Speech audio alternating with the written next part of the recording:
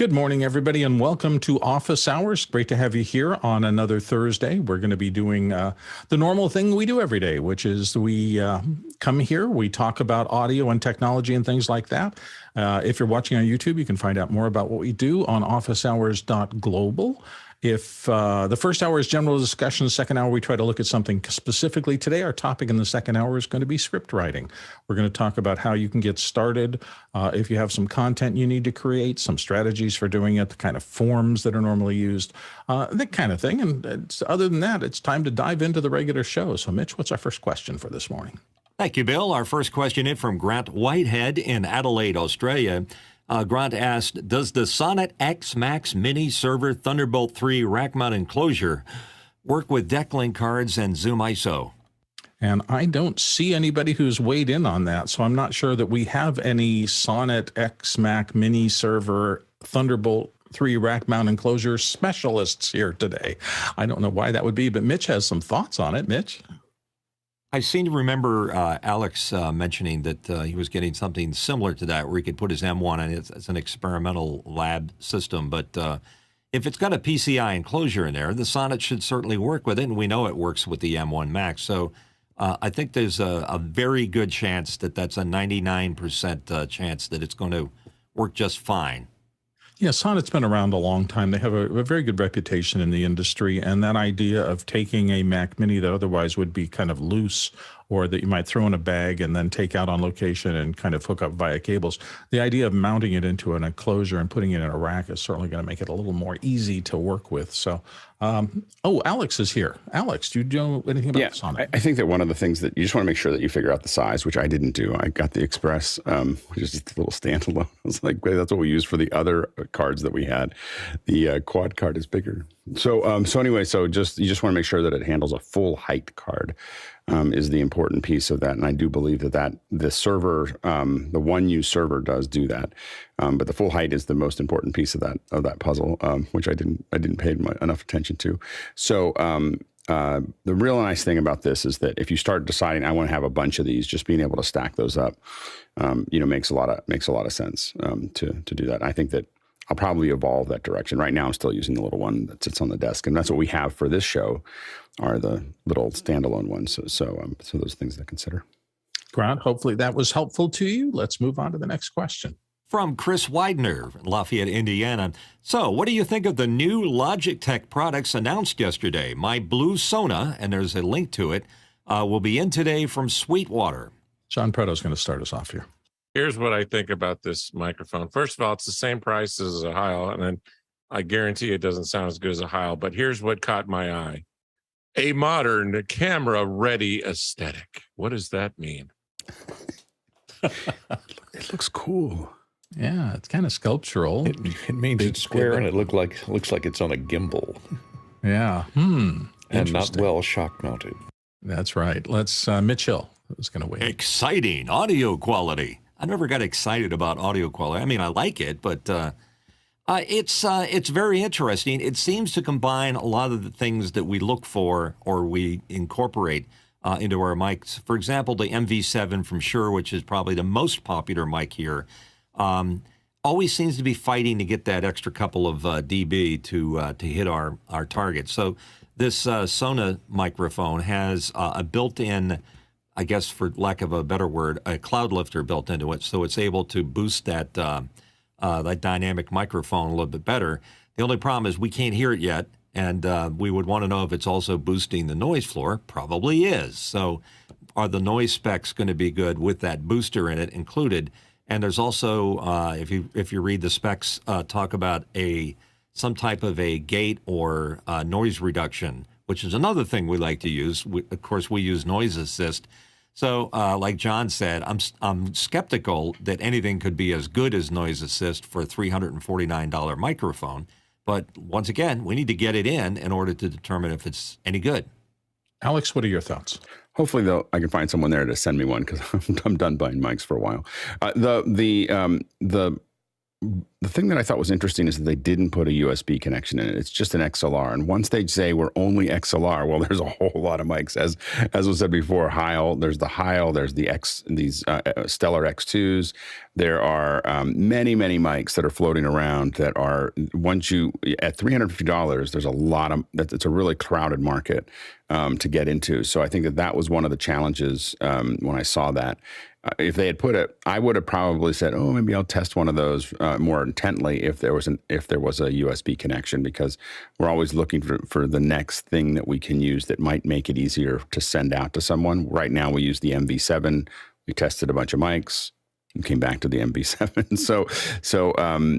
Because it's just that it follows all the different things that we need for that process. So I think it looks cool. I mean, it looks cool. It says it has some kind of shock mount built in. I think that it looking distinctive and a little bit more, I think that there are definitely people who are doing video podcasts and so on and so forth that'll be excited that it looks different, and it does look nice. But obviously, you want it to sound really good too, and we just don't know how it sounds compared to all the other mics that we've tested so far. And Mitch Hill wanted it way back in here at the end. Yeah, just feature-wise, it also has this little removable panel on the back of it and a bass tilt, so you can cut the bass or do a roll-off, and a presence boost. So much for EQ, but I guess they're just making an assumption that the 3K boost is a good thing. Interesting. Well, it depends. That does work for a lot of voices who are a little kind of flabby and don't cut through something. So it might be helpful. Most of us who have been doing flabby voices, I know. I've had to edit. His voice is a little flabby. A little flabby. It doesn't cut through. Yeah. He needs to go on a low val diet. That's right. That's funny. Let's move along. We're going to slip on to the next question. Yeah, I know I'm a little few luffs overweight. But anyhow, first question in from Douglas Carmichael. Audiomovers recently released Omnibus, and there's a link for it, which is their answer to Loopback with 2 virtual audio drivers and a virtual patchbay. How do you think it compares to Loopback's user interface and feature set? Alex. Well, I think it has a lot less feature set because it's only 2 virtual drivers. I think Loopback is kind of as many as you want to add. So I don't know if that necessarily lines right up. It does have an interface that if you were using Dante, you'd probably look more normal, as far as, this to this to that. For me, it doesn't feel as open and creative as Loopback. I probably would not choose this over Loopback if I was given the choice. Courtney. If they just made it cross-platform, it'd be great. It could replace those potatoes and other vegetables. We talk a little bit about those audio tools that are all named after some sort of foodstuffs. Alex, I think this is going to be an increasing problem. Is that Apple has gotten really good at handing the audio and video over to the developer, where the developer has to write very little to get a lot of output and control. And so, for the PC side, it's just a lot more work. So we end up with a lot of vegetables. And so, but I think that's the issue is that Apple is now getting to a point where you say, I just want this. I want to move it over here. I want to do all these effects. Everything's all kind of built into it, or a lot of it's built into the OS and it has libraries that you just simply call. So it's really easy to come up with a new idea and have it work. And working on cross-platform, it makes it even harder to do cross-platform because you didn't even do anything similar on one side versus the other. Courtney. Right, I was going to point that out. The Core Audio for Apple products, since they make all the hardware and the software, they can write it directly to the metal, and so that's why their Core Audio is so important, developing audio programs on the Mac platform, and that's why you can't cross-platform it. Once you step into the Windows world, where there's hundreds of sound cards to deal with, it becomes a monumental task to make something that'll work consistently. I will say, talking to folks about this, for a long time, Apple just couldn't get its performance specs to where people wanted it, and so a lot of people moved to PCs. We're seeing, as people look at upgrades with the M1s and the M2s, and we're seeing more people starting to come more back to the Mac, for these kinds of tools because that subsystem is so robust and it's easier for people to develop for.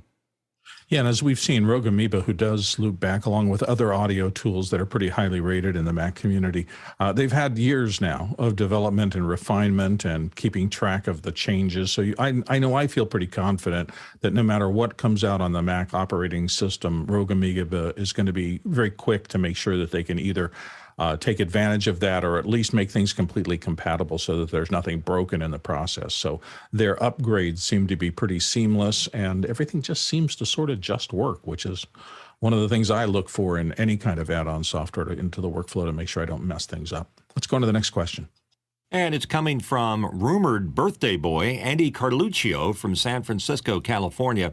Anyone know of any software-only encoders for ND2HX? In other words, has anyone seen a program that claims to export NDI-IHX, or is this only something we see on cameras and hardware encoders? Talking about third-party software to Vizrt Group. And if nothing else, happy birthday, Andy. Congratulations on making another year around the sun. Let's go to John Preto. I don't know the answer to this question. I just wanted to wish Andy a happy birthday. Alex is in. Happy birthday, Andy. For some reason I thought that Memo Live did HX, but I'm not 100% sure that it can do NDI out there. But we'll have to research it. Obviously, I'm not the NDI expert in the group, but that might be one to look at. Fair enough. Let's move on to the. Oh, wait a second. Mitchell has a thought. He just. I know. I bumped in late here, but is it NDI-IHX? Who decided to put an I after NDI? I think it's NDI/HX. It's slash. Oh, yeah, it's the infamous. Oh, I got pipe. Yeah, Pipe. it's the Thanks pipe for the character. help. I appreciate that. Normally, I don't jump in and ask that, but here I am. All right, next question in from Courtney Gooden in Hollywood, California. Microsoft's latest Windows 11 release is supposed to have a feature that fixes eye contact in webcam video conferences. Anyone tried it? Alex. Obviously, I haven't tried it, but I think that there's a really high probability that it's going to look super weird. And I think that, and the problem is that here's the problem with that. Maybe if they hit it right off they nail this, maybe it's cool.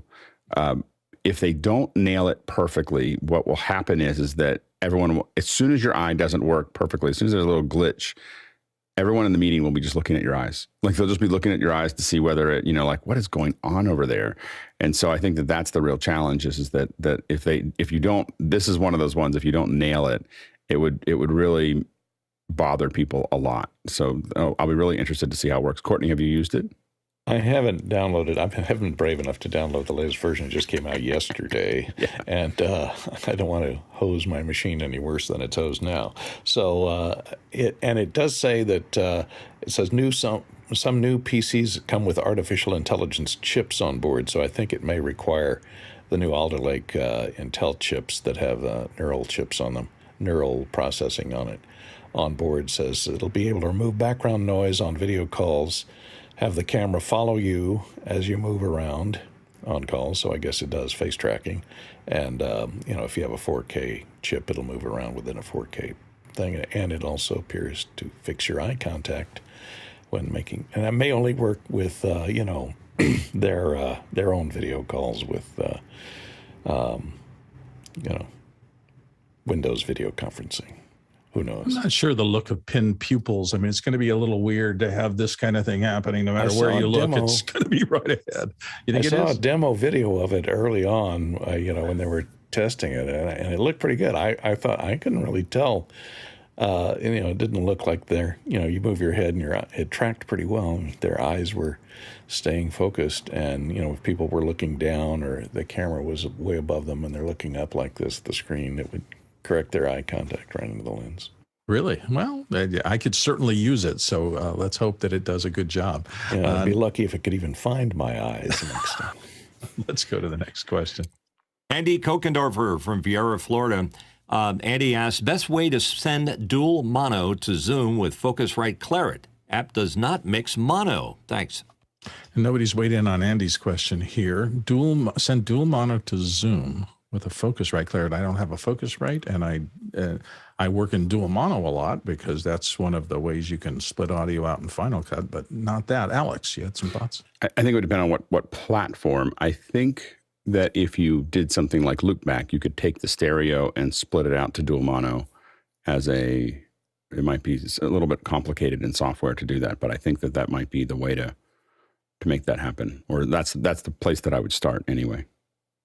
And we are burning through questions here at a rapid clip, as we often do. So if you have more to toss into the mix, please do so. It'll be a good day.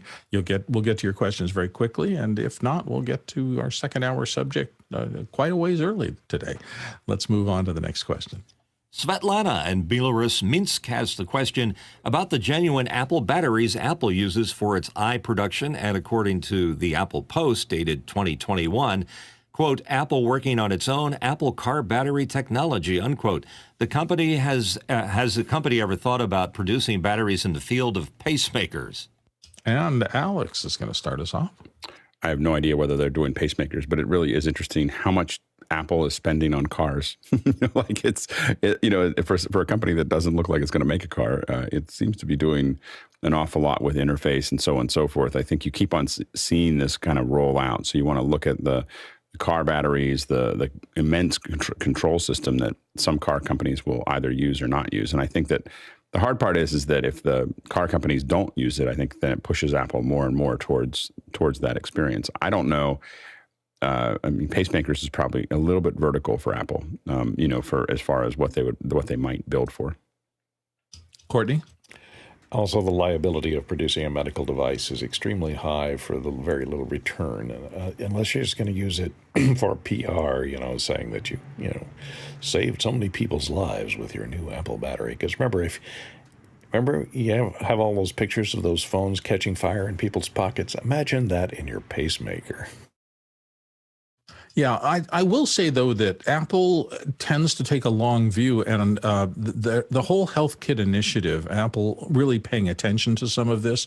I certainly see a way that their current programs like the AirPods, things like that, if they can manage to get licensed to get even deeper into the health products environment than they already have. There's a lot of innovation in that. I know I've looked at hearing aids and things like that as I get older and older to see if there's any benefit to them. And every time I go into that world, I just go, why? So to get any kind of solution that might be sensible, you're talking $3,000, $4,000, $5,000, $6,000, $7,000. There's got to be a simpler way to do that. And I know Apple is already processing audio in a lot of intelligent ways. So I wonder at what point will some of the things that Apple is working on with HealthKit and the rest of that just be transferable into these things. I don't know if it's all the way to the Apple pacemaker. That would be, that's a pretty serious stretch, and the liability involved in that would be huge. But they are also one of the, if not the biggest company on the planet. So they certainly have the R&D budgets and the rest of the things to play in those areas. And I think it could be, as the population ages and stays healthy longer, a huge reason that they're looking into that. Alex, your thoughts? Yeah, my one of my uncles, his company invented the automatic implantable cardioverter defibrillator. Nice. Company called MedRed, and it was immense growing up to see how much complexity and how many engineers and how many everything else was working, because I'd visit the building. It was in Aspinwall, Pennsylvania, just north of Pittsburgh.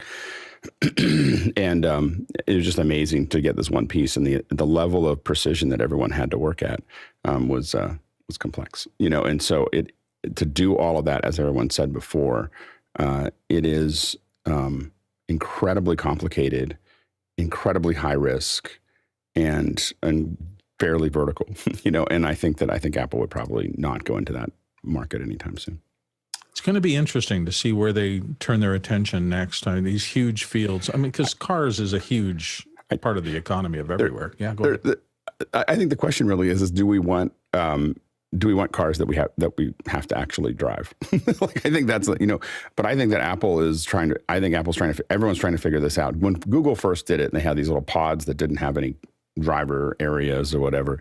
We were doing an event in Stanford, and one of the founders from Google was there, and a car came to fetch him, and the security guard didn't know what to do. He's like, I got a car here with nobody in it. Like, I don't like go ahead, let it through. And so so I think that there's a real complexity of trying to figure it out. And when I saw it at first, I thought it was a horrible idea. The more I've thought about it, the less I'm interested in driving. I just want a box. I don't even want something to look nice or a sports car. I just want a box that has the things I need in it. I go in, I sit in the box while I'm doing it. I can be working, I can be watching TV, I take a nap, maybe have a little, stationary bike or whatever else I want to do in that box. I don't need it to go fast. I don't need it to, it can be careful and just stick to what it needs to do. And so I think that that's part of the problem right now for people looking at autonomous cars, is what is the next form factor, because you have to think about it 5 to 10 years before you actually produce it. That's how long, that's the lifespan of a car design is usually, in the 5-year range. And so from the time you start talking about it to the time it comes out the other end. And so I think that's the real challenge for Apple, is to figure out where that target actually is, and I think that's the problem for everyone right now. I do think that there's a lot of other much softer environments for Apple to go into if they wanted to. I mean, I think the car is good. I think medical devices, I think the watch is about as close to the medical devices as Apple wants to get. But I do think that, and I think the watch will make more of a difference for health than almost any device ever made, because it's getting all of this data all the time, and I think that that's also why Apple has to pay a lot of attention to privacy, is because they're pulling an enormous amount of medical data, from us as we go down that field. But I think that if Apple was looking at stuff, the car makes a lot of sense. I still think that the other things that we generate as much or more money than most of the other things, is Apple becoming a financial institution, which I think it's extremely close to. We have Apple Cash, we have Apple Credit, we have, the only thing we can't do is really have a real bank that generates revenue, that generates interest, and the problem for banks is that Apple users are the ones that tend to be, at a level that they might, if they all decided to go, and they may, I mean, they would probably trust Apple over Bank of America pretty quickly. It'd be problematic for the banks, because those are high margin customers when it comes to it. Now, generally, individual savings is not particularly high margin or even interesting to banks anymore. So it may not matter that much. The other place I think is home products. I think Apple has this HomeKit, and so far the Apple process has been the HomeKit process has been a disaster. Nothing really works. And I think that if Apple decided it wanted to go into something more interesting, they would go into, there's like 5 things that they made for the home, like, a thermostat, a lock, a light switch, a couple other things. There's like 4 or 5 things. If they did it, they'd probably take that market completely, over, like they did with the watch. Courtney. I was going to say about it says the company is working on car battery technology. There's certainly a lot of people working on car battery technology, because the whole electric vehicle market depends on improvements in the car battery technology to make it viable. And I think because as you add weight, the battery weight, you add, a reduction in range, and the reduction in range means you need more batteries. So it's a death loop there. And since a lot of states are mandating movement to electric vehicles by certain future target dates of 10 years or so, there's a big rush on to develop technology that can improve the battery life and range of electric cars. And just because Apple's working on that technology doesn't necessarily mean they're going to produce a car. They could license that technology and still maintain the richest company on earth. So that's a good way to leverage their technological expertise into other markets without actually having to invest very much in it. And as far as the pacemaker batteries go, at the last Apple conference where they had people come to the Steve Jobs Theater, did anyone see a bunch of sheep and cows wandering around the inside there with lightning ports on the side of them for recharging? I don't know. Great. As to the Apple Car thing, it's interesting to me because I was in the area where they were testing them. I used to live in Scottsdale, Arizona, and just north of us in Tempe, south of us actually in Tempe, was one of the test beds, Tempe Mesa, Chandler area. They were testing a lot of the early self-driving cars, and we used to see them all the time. And that's where that one fatality that happened that kind of shut down the industry for a period of time.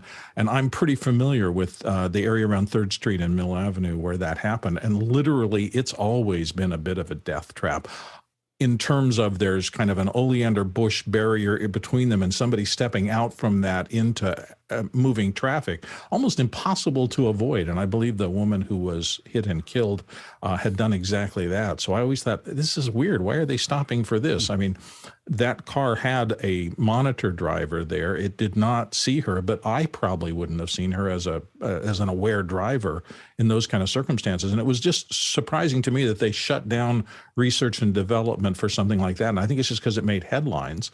And that always has confused me. I think the record for autonomous driving vehicles is still pretty clean compared to anything else in terms of the number of miles driven. So I agree with Alex. I think that's inevitable, that something is going to happen in that area for both personal cars and for the bigger market, perhaps, which is transportation of goods and services. They're doing a lot of work in self-driving semis and things like that. Alex, you have more thoughts? Yeah, all I say is that a computer, it's not like can a computer compete with a human on driving? It's can a computer compete with a human talking on a cell phone, eating a burger, and slurping on a big gulp? That's what it really has to compete with. And if you're watching and you're wondering, why did we spend so much time on these questions? It's because there weren't a lot of questions, but there is now, so we'll speed up again. We took a little moment. We just took a walk in the park to do a fill. So here, we'll start speeding up again. There we go. We're back to the next question. All right, next question in from Douglas Carmichael. Music mixing legend Bob Clearmountain called on professionals to stop using the term stems for the really multitrack session files. Where do you think this practice originated, and how did the industry latch onto it despite it being a misnomer? Alex. I think it's just easier to say. I mean, literally, I think it's just easier to say. I try to, when I'm in meetings and I'm asking for tracks, individual channels, I'm very specific that I'm looking for individual channels, not stems. Stems are oftentimes a combination of a bunch of channels that are all there. It could be all the individual channels. It rarely is. So you might get a stem that is this group of mics, and this group of mics are the stems that we're pulling out. But yeah, usually I try to distinguish tracks from stems because I know that they're not the same. But a lot of people don't. When they say stems, they're thinking channels. But Courtney? This originated in the motion picture industry because for sound mixing, they would always produce what's called stems, which would be a separate collection of tracks for the dialogue, the music, and the sound effects. Those would be the stems, the 3 stems, and sometimes other, subaudible. Sense around or other low frequency stuff could be another stem, but mainly those 3. It's because to produce foreign films, they'd have to take the music and the sound effects and dump the dialogue and replace it with dubbed dialogue. So they would take the stems of the music and the sound effects, maintained separately from those, and so they would generally be mixed down tracks to the stems. Or mixed multi-track for the stems, maybe 4-track for each, 4 or 5 tracks for each, but separated by classification as to what they are.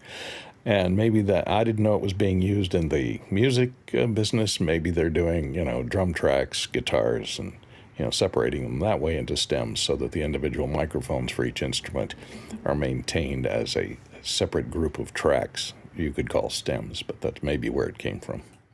And I think Bob may be trying to climb up a too tall mountain. The terminology that use in industries that people are used to, people want to change it all the time. And another group of people always hate any change in that. We've dealt with that a lot in the Final Cut world, where people said, that's not what a project is, or that's not what this term is. We use it otherwise. So you have to change everything because you're confusing us. Life goes on, and language changes. Language is a growing, living thing. And so people say stems. A lot of people understand it. And I agree that there's fuzziness. I do think that people should stop saying stems if they mean channels. It's really confusing. Like it is channels or tracks are are different than stems, and we get into situations, because I deal with this all the time, and I'm making these requests all the time, and it is a huge issue.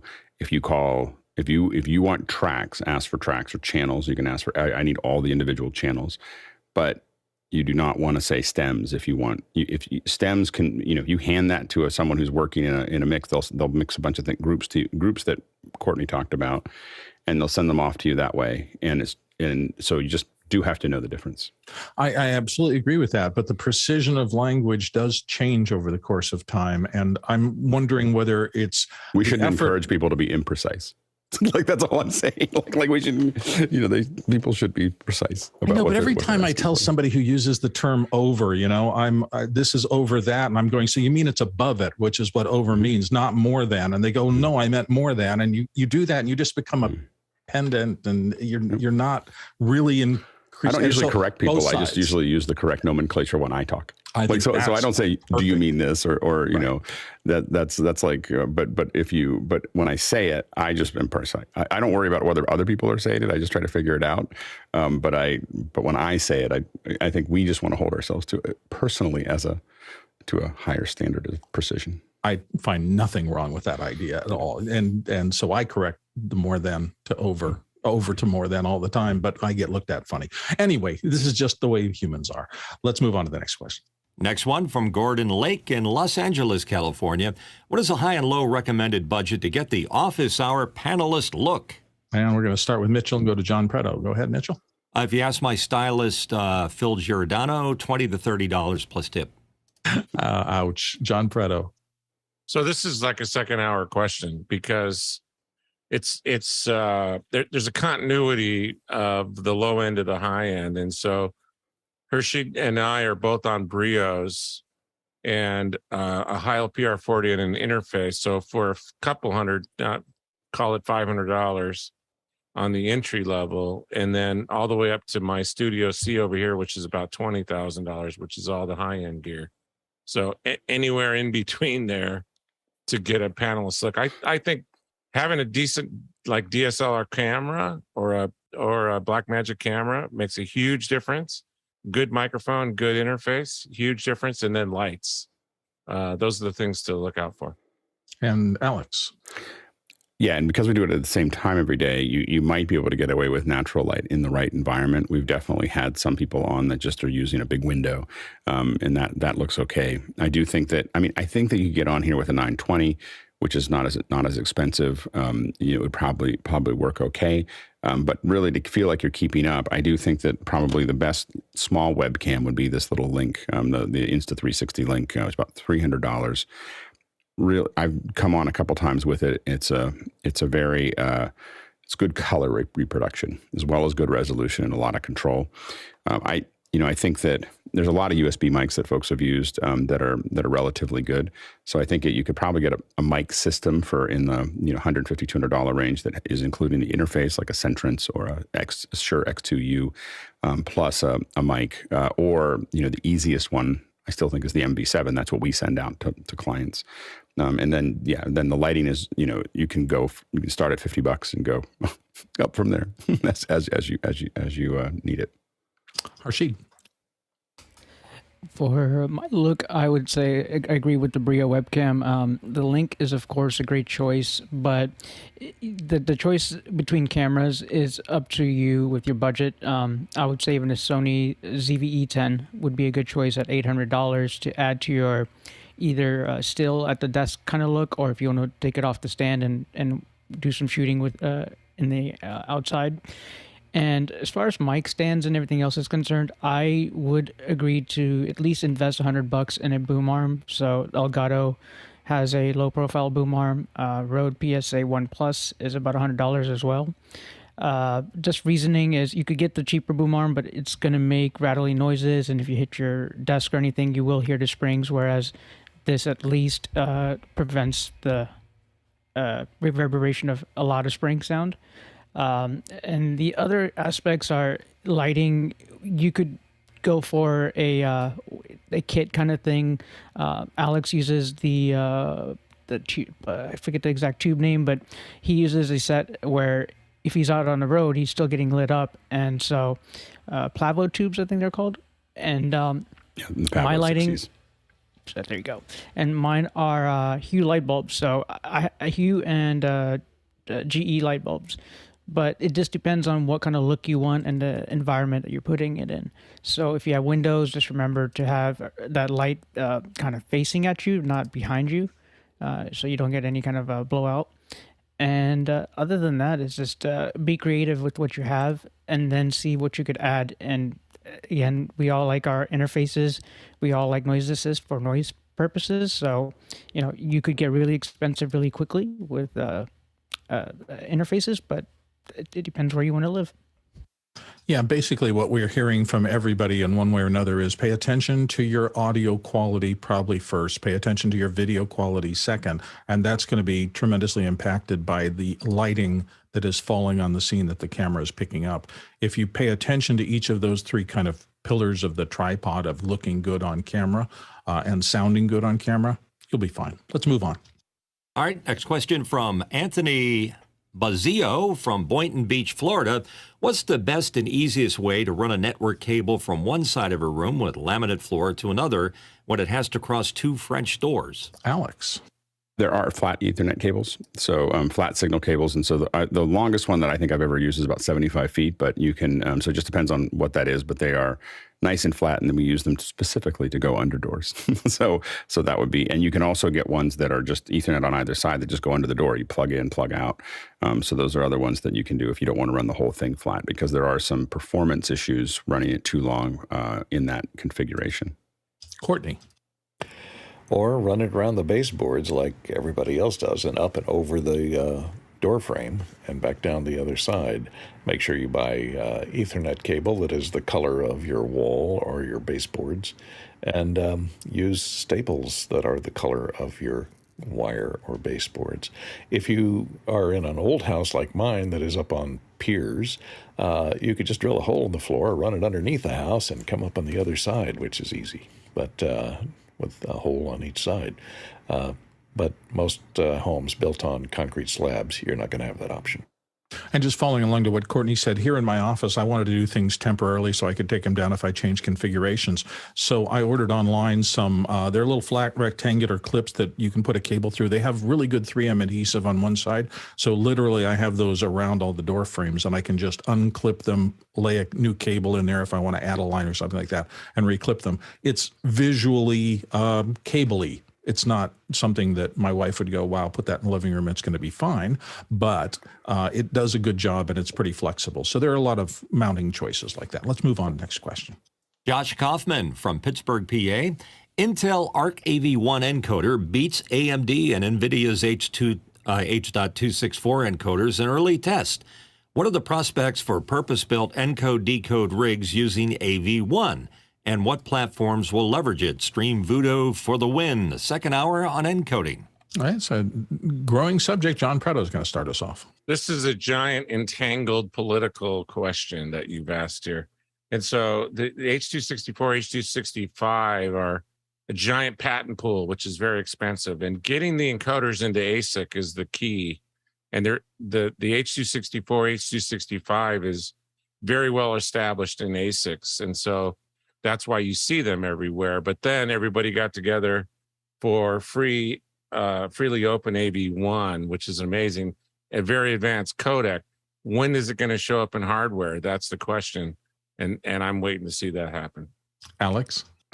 Yeah, it's the MPEG group has succeeded in just being super painful to work with, and so it's a lot of different patent holders who all have different. They just hard to get to an agreement. They all want to cash in on their patents, and so the problem really is, and some of them that are going towards AV1 are people who hold patents that are sitting in MPEG. so they're, that's when you really know you screwed it up.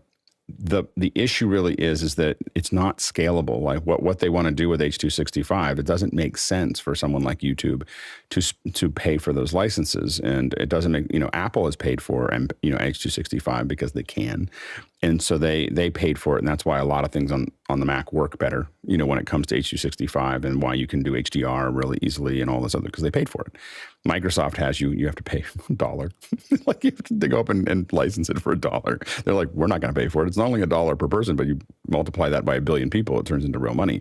So anyway, that's the real challenge there. AV1 is much more efficient. It is far more CPU intensive. So having purpose-built chips that can draw this out to write to AV1 is very important. You either need something really powerful to encode and decode, and that's really always the trade-off. How hard is it to encode and decode the process? For instance, if you want to play out like an H.264, it's actually easier for the computer, most Macs, to play out ProRes than it is H.264 because they don't have to decode it to the same level. And so that is the challenge with AV1, but a lot of us think that it's the future. Next question. Oh, wait a second. Do we have anybody else? No, we don't. We're moving on to the next question. Next question comes to us from David Brady in New York, New York. To the naked eye, how does one know what color temperature existing lights are outputting? Are there any iOS measurement tools or other resources to figure these things out? There definitely are. And one of the techniques I've used, you can get one of the iOS devices that'll read color temperature and point it at a light bulb or a light source, and it should give you a reading in degrees Kelvin, which is the traditional way to measure how a light is skewing along the color spectrum. One of the things that really confuses people is your eye-brain combination really does manage to figure out any light source coming in and give you a pretty accurate reproduction of what's inside that light. So it's really easy to look at something and say, everything looks the same, there must be one kind of light. Well, you bring out a camera, which is not as intelligent as the human eye-brain combination, put it at that same screen, you're going, oh my gosh, that light over there is definitely skewing warm. It's obviously tungsten, and over there the fluorescent stuff is spiking green, and everything's a real mismatch when your eyes will actually figure all that out and provide it to your brain as a cohesive scene. So tools are a good thing to be able to do this. Courtney, you wanted to get in on this? Yeah. Oh, sorry. Yeah, somehow Mitchell was in there, and I'm sorry, Mitchell. Let's do Mitchell first, and then we'll go to Courtney. My fault. I can yield to Courtney, but I'll take it. Bill, you're absolutely right. Your eyes can mislead you because, what appears to be 4.5 Kelvin may be different. I usually like to use a scope, and as you can see in this wonderful picture of Alex, that scope is showing his skin tone, and that skin tone angle, that little position from the vector scope tells the story of what the proper color is, and that will ultimately be what you're really measuring to, because you want to have the correct skin tones with the right lighting. So I don't know if I kind of answered it in a back end kind of way, but ultimately I do it through a scope. And it's interesting to note, it's just a little off of red because cameras don't see your actual skin. They see the blood under, and that's how they do color balancing. I didn't understand this till a friend of mine who worked at Technicolor as a color scientist said. And that's the one reason why people of different ethnicities with different skin tones all read the same way, because everybody has the same color blood. Let's move on. Oh, Courtney, now you're going to weigh in. When we were shooting in film, it used to be much more difficult because you'd have to know what that film's color point is set to. Is it set for tungsten? Is it set for daylight? Are you using 85 filters to correct for that color sensitivity? Now with digital cameras, you can see what you get, and typically we used to use color temperature meters for adjusting color temperature to be within the range, especially for doing monitors in sets, where we'd have to adjust the monitor so that it would reproduce faithful skin tones in a tungsten situation, since most LCD monitors and CRT monitors have about a 9,000 Kelvin white point. So we would have to adjust them down so they looked much more orange to your eyeball than we're naturally used to looking at. But when it would photograph on film, it would come out very nice. These days, we just look at the monitor, or if the camera's not there to look at the monitor, the camera that we're going to be using for the production, just take out a phone, and you can adjust the color balance of the monitors to look good on camera, because it will balance the white balance for the overall scene, And then you got to figure out, once it adjusts the white balance for the overall scene, then where you set your white balance for your monitors are things that are going to appear in the shot, and your lighting that's going to be there affecting the overall scene or a certain area. So on my NAN lights, it has a meter. It has a little digital display on the back, and as you turn the number, it shows you the Kelvin reading right on the back. Alex? As you go from tungsten to daylight. I mean, one that I've had for a long time is Adam Wilt has a Cinemeter. I actually don't think it does white balance, but it does do scopes. It does and a variety of other tools. And so Cinemeter is one that I would check out. Also, if you really want to sample something, what you really need is a sensor that's not the phone. And that's where you're going to look at something like a Luma. It's called, I think, Luma Power 2. And that actually plugs into your phone, and then it will start to tell you what you're looking at. And so it's basically what you'd see, not as expensive or probably as nice as a Sekonic. The Sekonic is what a lot of people would tend to use on set. This one is going to plug into your phone, though. It's pretty effective. There you go. So there's some choices. Next question. Greg Greckmeyer from Topping, Virginia. Greg asked, I've got a fair number of HDMI cables that have no markings. Suggestions for how to identify the version. I don't know if there's actually meters that'll do it, but I know that HDMI has a lot of variations in there. Preto, do you understand? You got a tag in? John? Did you raise your hand for this, or am I? No, I'm on the wrong place. I'm sorry. I'm sorry. That was my fault. Mitchell. I'm sorry. I'm just getting a little confused here. I tried to do a reset. I would take the most sensitive device that you tend to have problems with and try them out. And the ones that work are probably the 2.x version, and the ones that don't are probably stuck back in the 1.x. There was a lot of confusion for people that had AV systems when they adopted the 2.x handshaking because it has to have that extra speed and Ethernet and all that kind of good stuff. So that's the only way I know how to do is try it and see if it works. And if it doesn't, then toss it. I think I've gotten questions a little bit out of order here somehow. It looks like things are a little unusual. Was there anybody else who wanted to weigh in on this? No? Then let's move on to the next question. Oh, Preto was there for that one. No, that's the next question. Next question. Okay, let's go to the next question. Idris Hagai from Fairfax, Virginia. What audio interface or software would you recommend for sending sound effects into podcast or storytelling and audiobook recording? Thanks. And John Preto. I use Soundboard Studio Pro. I'm looking at it in the App Store. They raised the price. It's $160. I didn't pay that much, but I run this on my iPad. I feed it into my Clarett 2 Pre from the 1/8 inch into 1/4 inch. And then I can push buttons and make fancy noises. There you go. Rim shot appearance in Office Hours. Courtney Gooden. Yeah, you could get the old Rodecaster Pro. Bad trombone for the win. Yeah. And you can it has eight sound pads that you can load multiple sound. I think 3 or 4 essences of that 8 groups of 8, and you can load whatever sound effects and music tags you want to load in there. Okay, I'm getting scared we'll do too many sound effects. Let's move on. TJ Asher from Minneapolis, Minnesota. Has anyone watched the latest making of on Disney Plus about Thor, Love and Thunder, or the one about Obi-Wan? There are lots of shots of the volume and action in those. Obi-Wan shows the actors watching scenes on the volume wall. Alex? That's a good added feature. I mean, if you've got a video on a wall, you might as well go ahead and throw it up there. Like, oh, let's just look at it here. I actually think that Disney's doing, I haven't seen these ones yet, and I just haven't had time, but I will say that Disney is doing the best job at doing behind the scenes. This is all added content that's a lot less expensive to make than the actual films. And to be honest with you, I'm finding that Disney's behind the scenes for the films are actually getting better than the actual narrative content that they've been generating recently. So most of their, I didn't think I could get saturated by Marvel and Star Wars, but I can.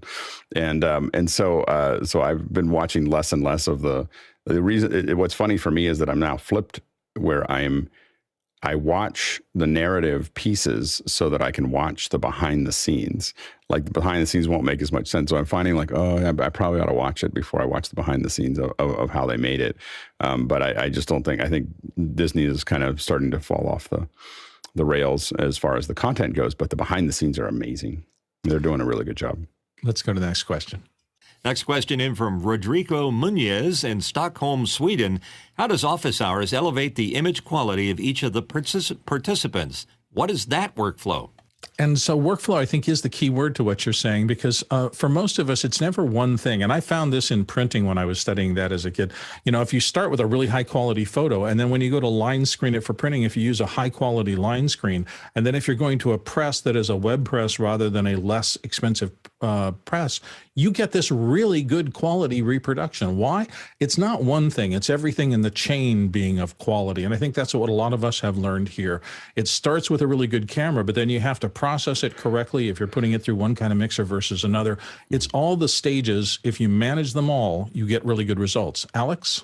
Yeah, so basically, I mean, the first part is, so what Bill's kind of alluding to here, is that a lot of us have pretty good cameras. So either good web cameras or a higher quality camera. So that's where it starts. I mean, we spend a lot of time on that, and we try to match our framing. And we also generally have, most of us aren't just using natural light. So we've got a couple lights that are lighting us up to make that work. So the original quality is good. And the next thing is that the Zoom event that we have is a 1080p Zoom account. And so, of course, we're getting 1080p through it. And then to feed it back into Office Hours, we're taking ISO. We're using ZoomISO to output those individual frames without any debris on them into our switcher, and then it goes out. So those are some of the things that are particular to our system, and we think that it's going to keep getting better. We expect as we move to ZoomISO version 2 for both our frame rate and color renditions to improve over the next couple weeks. Nice. Courtney? Yeah, Alex covered almost all the high points there. I wish we had makeup people on staff, but gonna have the shinies. We'll send HMU over. Okay, thanks. But yeah, you'd be surprised though. A lot of people just use the webcams in their laptop, and you'd be surprised at how many laptops have only 720p cameras, and the cameras that are built into laptops are not very good. So replacing that camera is a key to getting a good, decent, autofocused 1080p camera with a focusable lens. So it can give you a nice, rich bokeh behind you and keep you in focus when you're moving around. So those are the two things that I think help quite a bit in making Office Hours look as good as it does. Okay, we're going to keep the pace up here because we're getting toward the end of the hour. Harshid is next. Let's go to the next question. And Harshid asks, what does the panel think of this product from one of the vendors from IBC, the Apogee BOOM 2-in, 2-out USB audio? And Mitch is going to take this. Yeah, I had just a chance to glance at it, Harshid. First of all, Apogee makes great stuff. I don't care what it is. So there's a very good chance that that's a excellent converter DAC to get from USB to audio out. So I'm going to say thumbs up without having tried it out. There you go. Harshid, you want to comment on your own question? Sure. I just wanted to comment because, usually I think of them as a lighting company. And so they mentioned during IBC that they're going to have products for like $80 to about $800 in the creative space. So I just found it to be interesting that even Sweetwater was advertising it, and other people have started talking about it. So. I wonder if you're confusing Apogee and Aperture and Apogee, because Apogee, I thought, has always been an audio products company. Aperture is the lighting products company. They're very up there. So, right. Yeah. So that could be the confusion, but even Aperture is coming out with creative suites of cheaper products for the price points. Okay, let's move along. Next question. Next question for Stefan Fischer in Würzburg, Germany.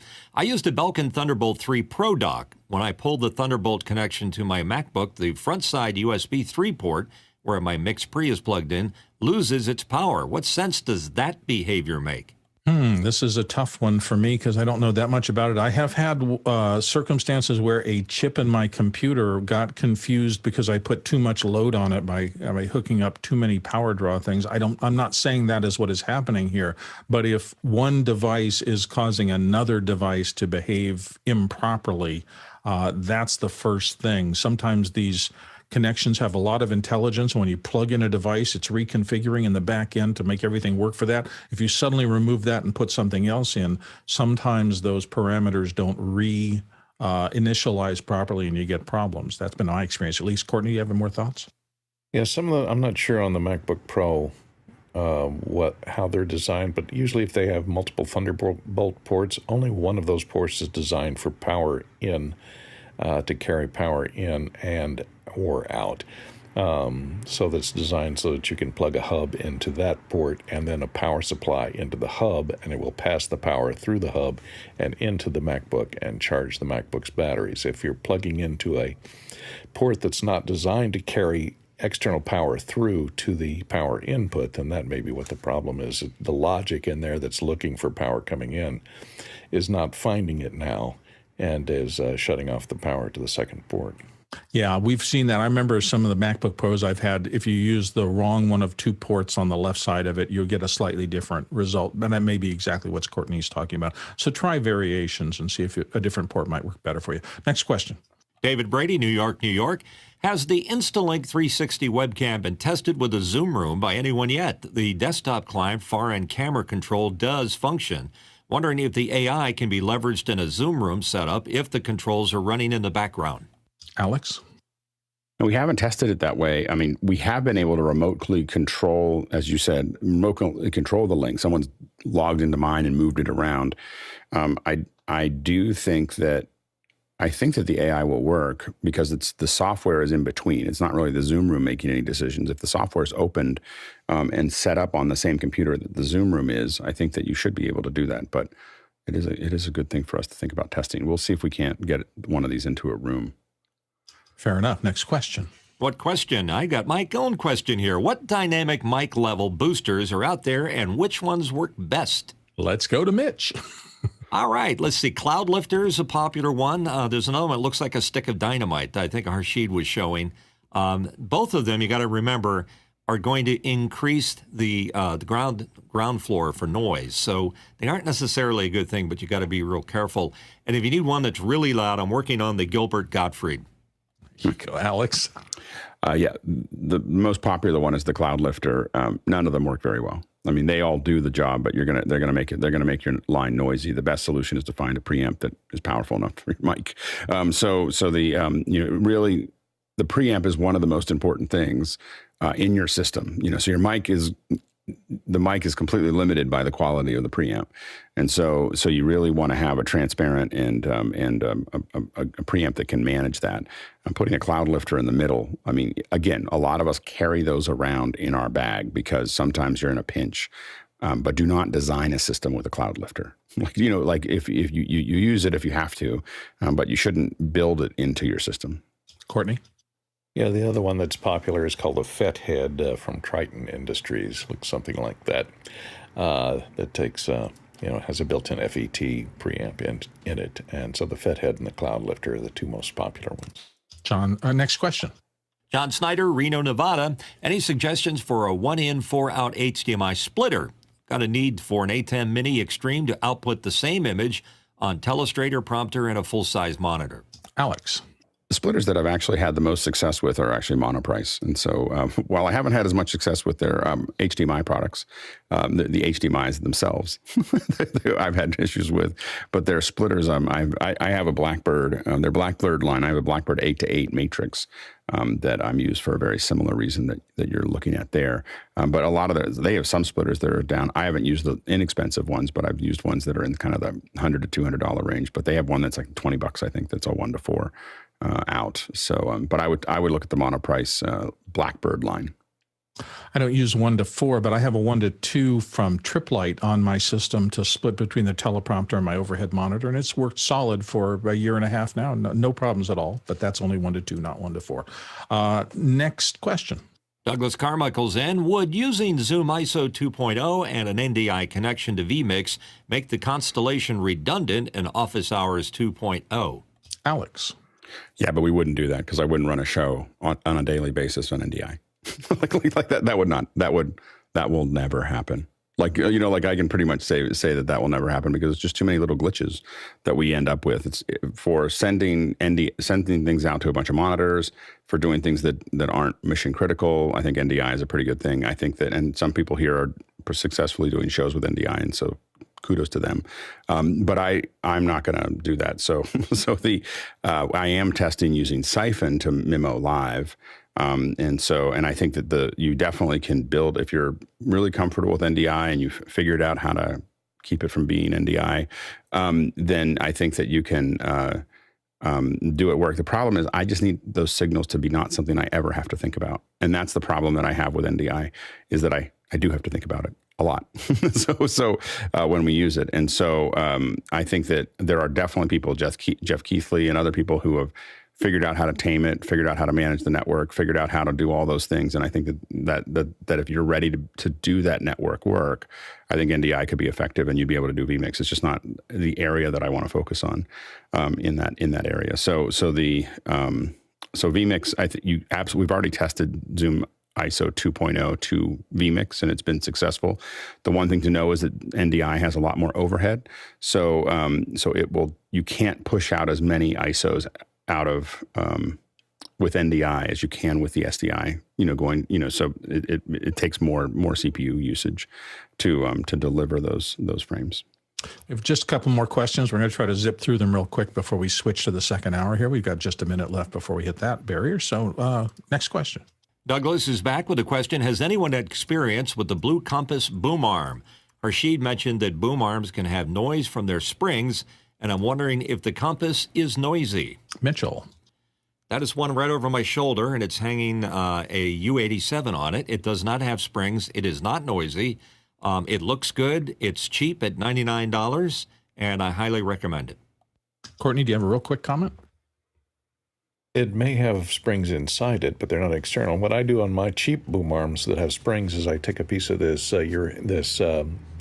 foam rubber that is a urethane foam, and it wedge it between the springs and the boom arm, and it stops them from giving it that springy noise every time you hit it. Good old hack. Excellent. Next question.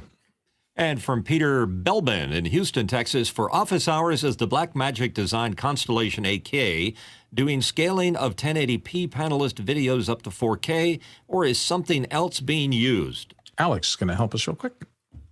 Yeah, so as we move to for the 4K, it's scaling up. It has scalers built into it, so the 4K is anything that goes in. Once you set a switcher to the resolution that it's working at, or once you set a Blackmagic switcher, the modern ones, they will just scale anything that comes in. They're using the Teranex technology to move things up. So our singles will be updated for a 4K output. Right now, you're still watching a 1080p stream, so we're actually being scaled up and then down.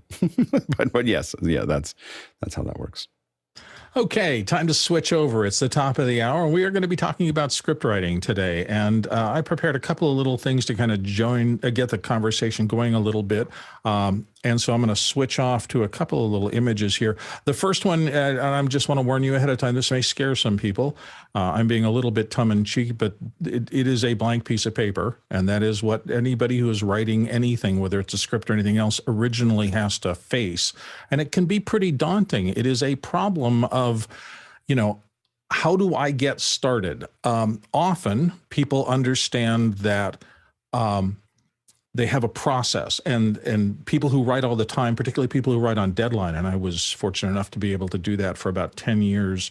I had a monthly article due for a magazine, and I found myself eventually developing a series of habits that really helped me go through it. And that's really what I want to kind of go through in just a couple of minutes. Then we're going to get back to questions. So if you have questions about script writing, or if this set of discussions here at the top engenders them, please put them in.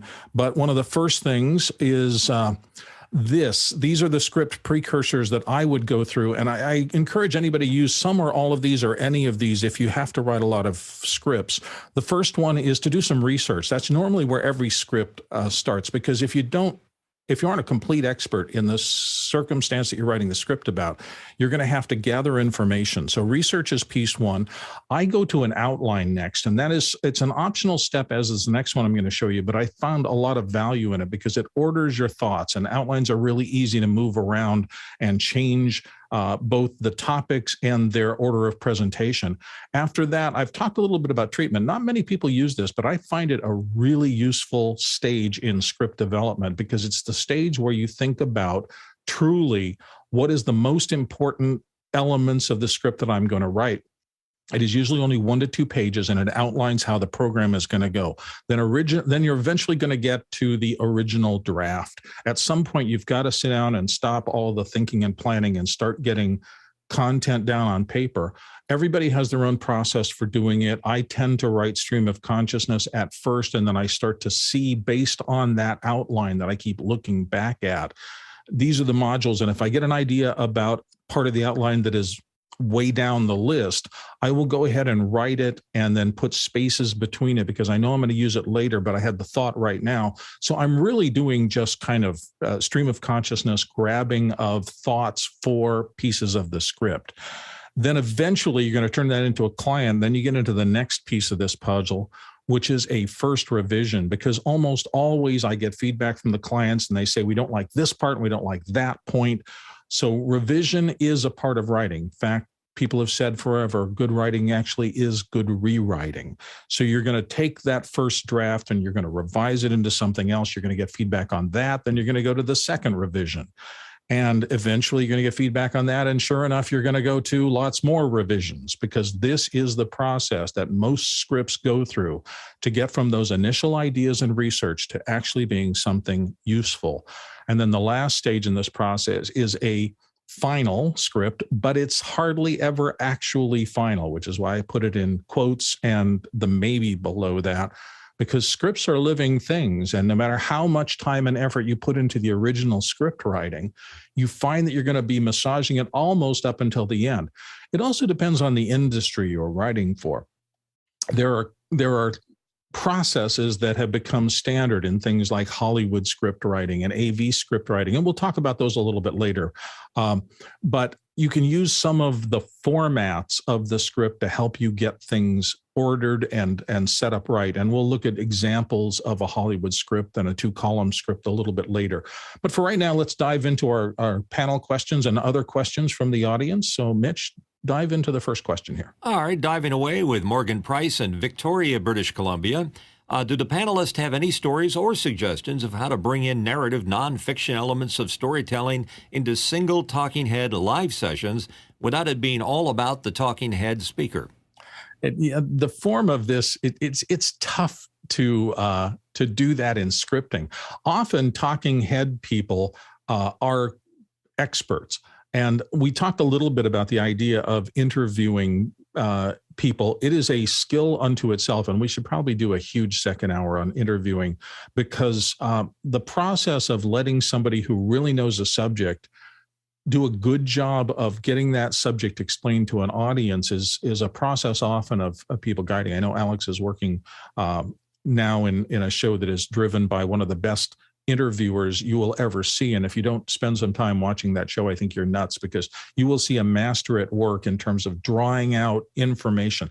Most of us who are doing scripts on some topics get to that place where we have to go to the content experts, interview them, and turn their content into some kind of threaded story-like thing to engage the audience, because that's where you're combining the information and emotion and making compelling connections with the audience. And it is not easy. Courtney, you had some thoughts on this?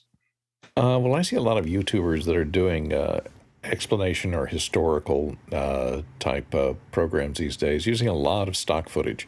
They will illustrate their stuff with off-the-shelf stock footage that they just buy an open-end license to. And they're talking about, so-and-so grew up, was born in a small hospital, and so they find a picture of a small hospital. It may not be the hospital this person was born in, but its substitute gives you something to look at other than that talking head. And programs or other channels like Answers with Joe Scott does a lot of that, and he does a whole lot of research on all of his topics, and he covers a broad variety of topics in his answers. And he finds the pictures and illustrations that illustrate that, and adds them to the education. And his are pretty accurate, actually. They show pictures of the real people, not just stock footage of random people that are not necessarily related to the story being told. But he does a really good job of mixing it up and keeping it interesting, although it's just really a talking head.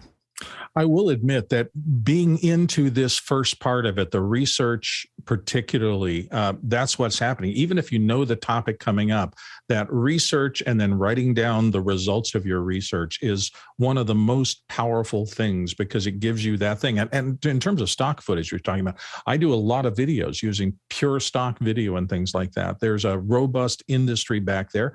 It can be a little expensive. I mean, you're talking sometimes in the neighborhood of $35 to license a clip. And so if you have 100 clips, that's a pretty expensive process to build an entire video out of that. But in the corporate world, that kind of thing happens all the time. And there are a variety of different kinds of stock video sites that will help you. And they're all indexed so that you can search and say, you know, I need a picture of somebody flying a single engine plane. And sure enough, you will find a whole bunch of clips of that. And if that's your narrative vision for your script, you can find that and bring it to your desktop pretty easily. Next question. Next question coming in. It's coming in. It's there. I see it. It's from James Babbitt from San Diego. Hi, Bill. Please discuss your comment about writing for the ear versus writing for the eye. Would writing for the ear usually be a priority? Absolutely. And that's going to kind of take me back to my presentation, because I think that's a couple of steps through here. But let me just really quickly pop us into the next, which is two examples of styles of script. And these are at least a couple that you should be familiar with. A lot of people, when they think of scripts, think of Hollywood style scripts, and it is a specific format. And if your goal is to write something that's going to be turned into a movie or a television show or something like that, you must follow this format, because Hollywood agents and other people get hundreds and thousands of scripts sent to them, some solicited, some unsolicited. And if you don't follow the format, it'll be pretty much dismissed out of unless you have a huge reputation, it'll be dismissed out of hand. The other very common form that is used in business a lot is the 2-column AV format. That's been around for a long time. It is less about interpersonal dialogue and more about the left column is we're going to show this, and the right column is you're going to hear or we're going to say this. You can do basic dialogue things in the right column. I've seen, you know, boss says this and then the mechanic says this. That can be incorporated, but it is less formal as to the rules that everybody who reads scripts want to see. And then voice is the next thing I had, and that's exactly what your question was about, which is why I wanted to pop this in. Writing for the eye is what everybody is trained to do from school on. They're taught how to write formally so that all the rules of grammar are followed. Writing for the ear is very different. We tend to use informal. You know, if I was going to write a sentence, something like, in this area, these 3 things are important and you must follow this pathway through the training. That is a very formal sentence. Nobody talks like that, you know? And what people talk like is, I'm going to show you some stuff here. One thing is this and one thing is that. And just that change of voice, using jargon, using contractions, make a huge difference in the accessibility of your script in terms of things we really want. I think it's very important, if you're going to write a script for any kind of AV presentation, to write the way real people talk and get rid of some of the some of the rules, the formal rules that you were probably trained in back in school about how to write. You know, that's what people sound like in the real world. They don't say formal, structured sentences. I do think that we need to get rid of some of the fools, though. I mean, I think that would be... we can get rid of as many fools as we can get rid of. Yeah. You know, so when I'm writing for the ear rather than writing for the eye, I'm all about contractions, simplicity. You know, I can describe in 4 sentences how to go to Home Depot and buy something that you've just run out of. But in the real world, you go, hon, go into Home Depot. What do you want? And it's it's not what do you want me to buy for you? Nobody talks that way. So getting into that rhythm of words and getting into writing for the ear is a gigantic deal. Alex? I think one of the things to think about is that there is this tight interaction between what you're going to show and what you're going to say. And I try not to say do both. So a lot of times I'm saying things assuming that I know that you're watching it, if I'm doing it. So I'm going to cut out a lot of things where I'm going to say, I'm going to, those illustrations, it's good to have all the text, but really thinking, I storyboard a lot before I start writing a script. So I have notes of what I want to cover. And then I script. This is just a different approach. I script it. I storyboard it all, and I really figure out, like, I'm speaking. So to me, I speak to the storyboard and what I know I'm going to be showing, and I don't try to describe anything I'm going to show because it moves faster that way. And so if I'm building a video, if I'm building something else that I expect you to listen to, I'll make sure that you hear everything that you need to. But a lot of times, my storyboards drive my scripts. Absolutely. And even in the scripts, there's some different kinds of forms of writing. I didn't use in my early days as a writer a lot of M dashes and N dashes, but as a script writer, and especially when I got into voiceover, I found myself using them all the time.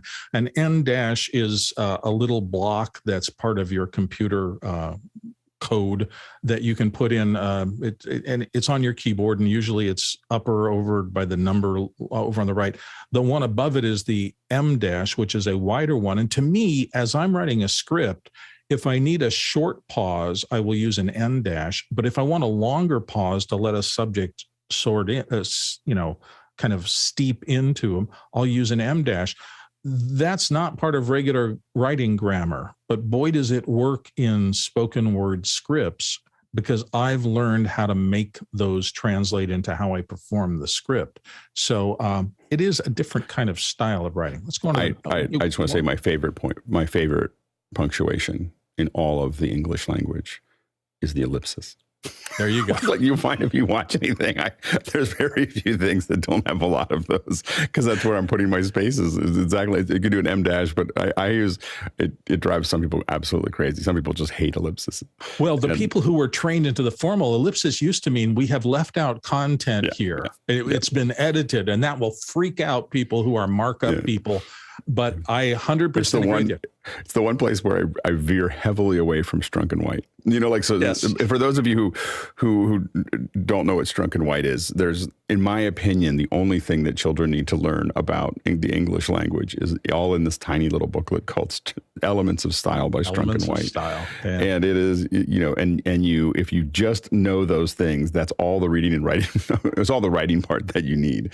And what I oftentimes will say is I'll write something out, and then I do a Strunk and White pass where I just go through it, and I'm trying to eliminate all my passive verbs. I'm trying to, pull out all, just kind of wring it out, to get most of those things out of there.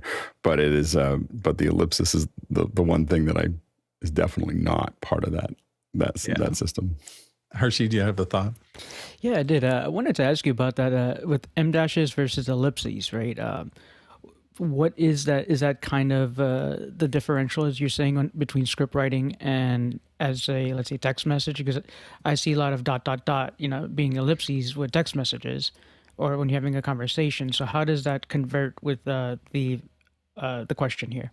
Listen, these are for me triggers that I've used forever in script writing in order to tell myself, usually, because I was typically writing narration scripts that I would read back.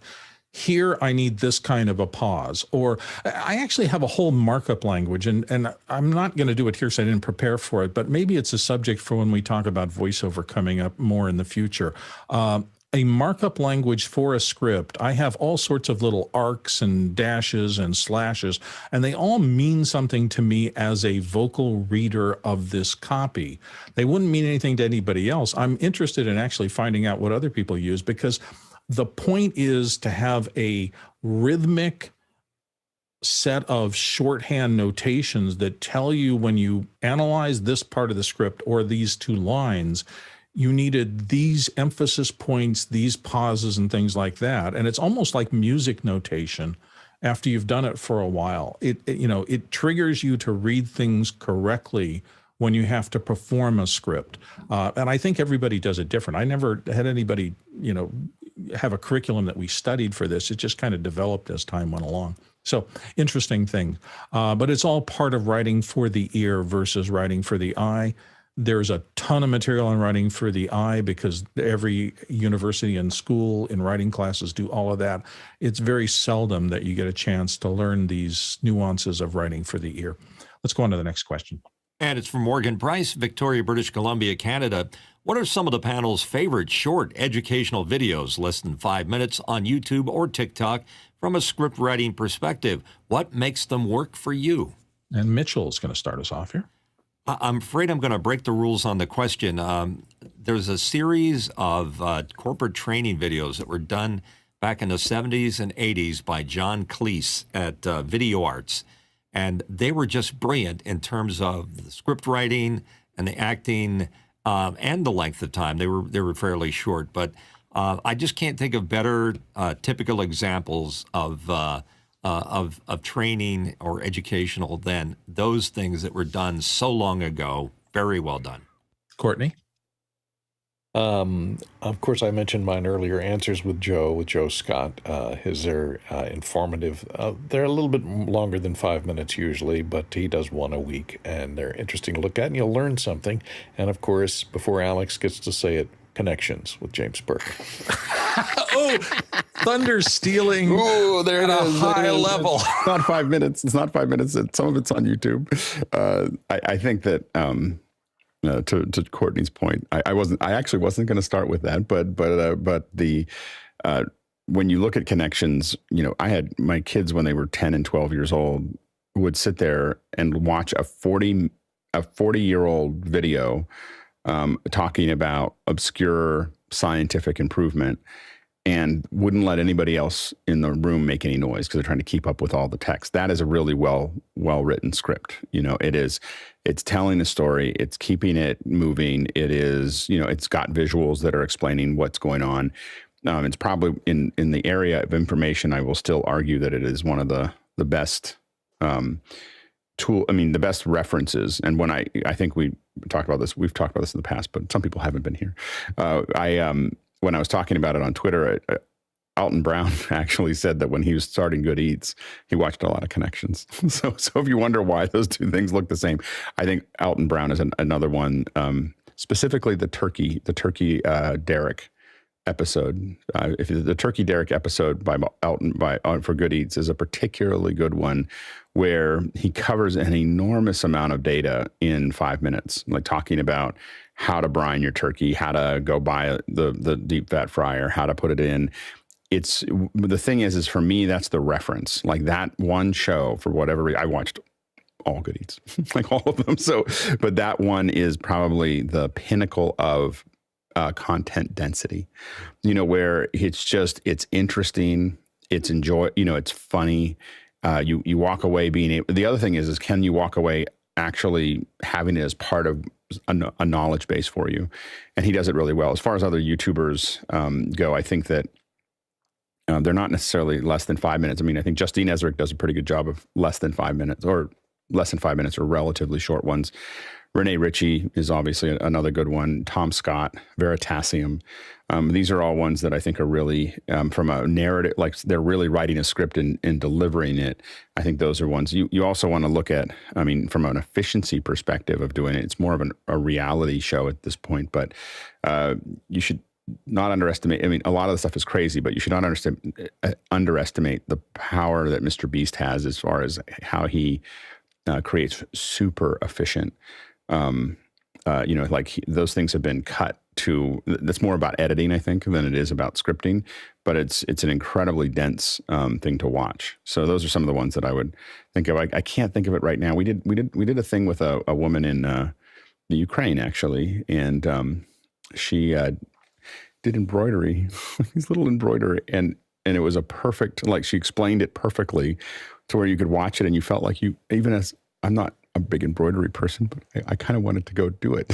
so I felt like that was an effective content. I'll try to find it and we'll probably bring it up randomly later.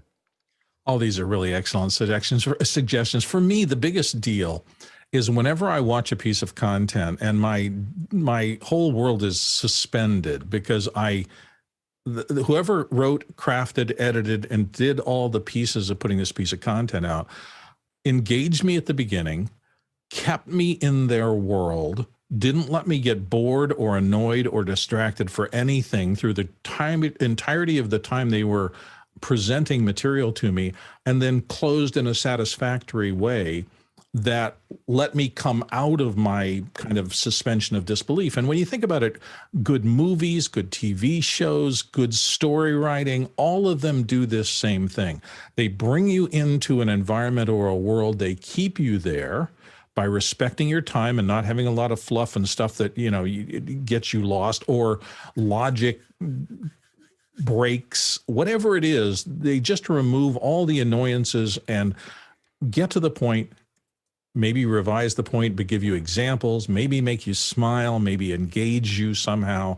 And then at the end of it, when they do their close and you get out of that, you kind of come back to your regular world and you go, I really enjoyed that time I spent in this. If you can achieve that, and all the techniques I'm talking about here are designed to help you figure out a structure that is efficient and proper and doesn't lose your audience. And if you can do that, you're in golden time for that. Let me do a couple of my last little slides here before we go into the next thing. And again, if you have any extra questions, toss them in there. But moving to the next one, there are some old things that came out of journalism school that have really helped me over the course of time. These stick around, and they're good kind of exercise ideas. One of the things from journalism is the 5 W's and an H. And classic stories do tend to answer this for people. Who did this? What did they do? When did they do it? Where did they do it? And how did they do it? If you're struggling to figure out how to order your narrative, going to something like this and just ask yourself these questions, maybe write a paragraph down about each of them and say, is there anything in these questions that'll spark more ideas for my story?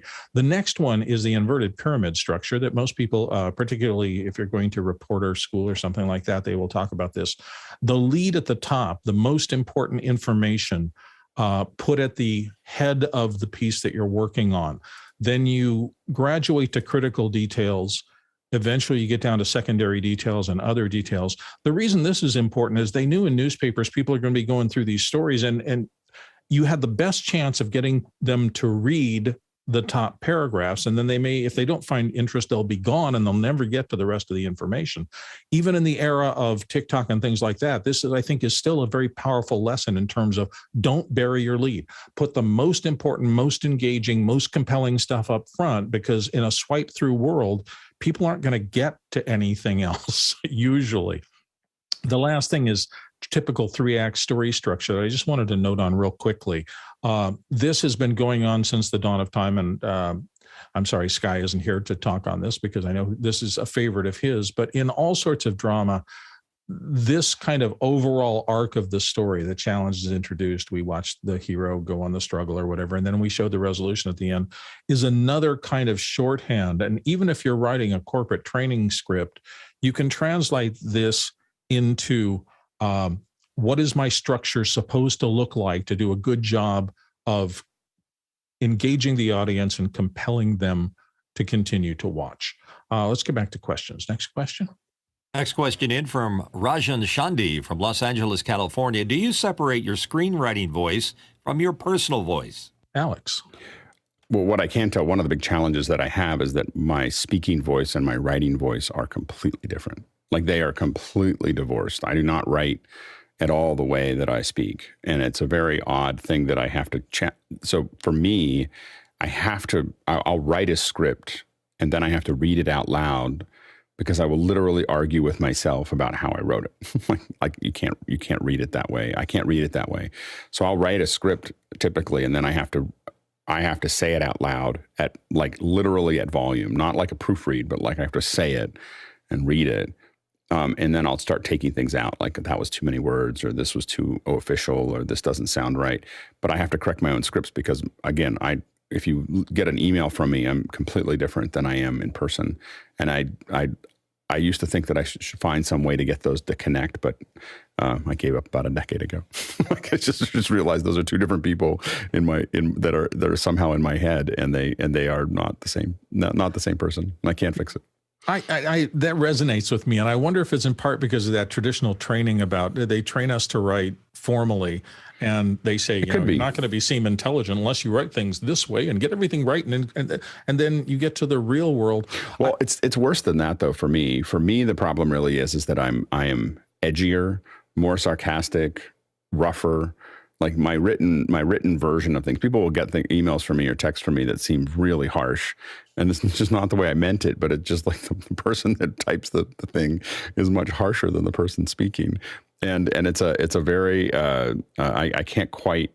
I've never been able to figure that out, but it literally is as if sometimes I would argue that it's almost Dr. Jekyll and Mr. Hyde, but it's I am one person, but when I do, especially if I'm frustrated about something, I find that I do that. But when I'm writing scripts, I have to be very careful about it because it usually finds its way somewhere in the middle, that I write something and then as I read it, but I update my script. This gets back into something that Courtney's brought up in the past, and Courtney's been in the middle of a lot, is how often we end up updating our telestrators, not telestrators, but teleprompters.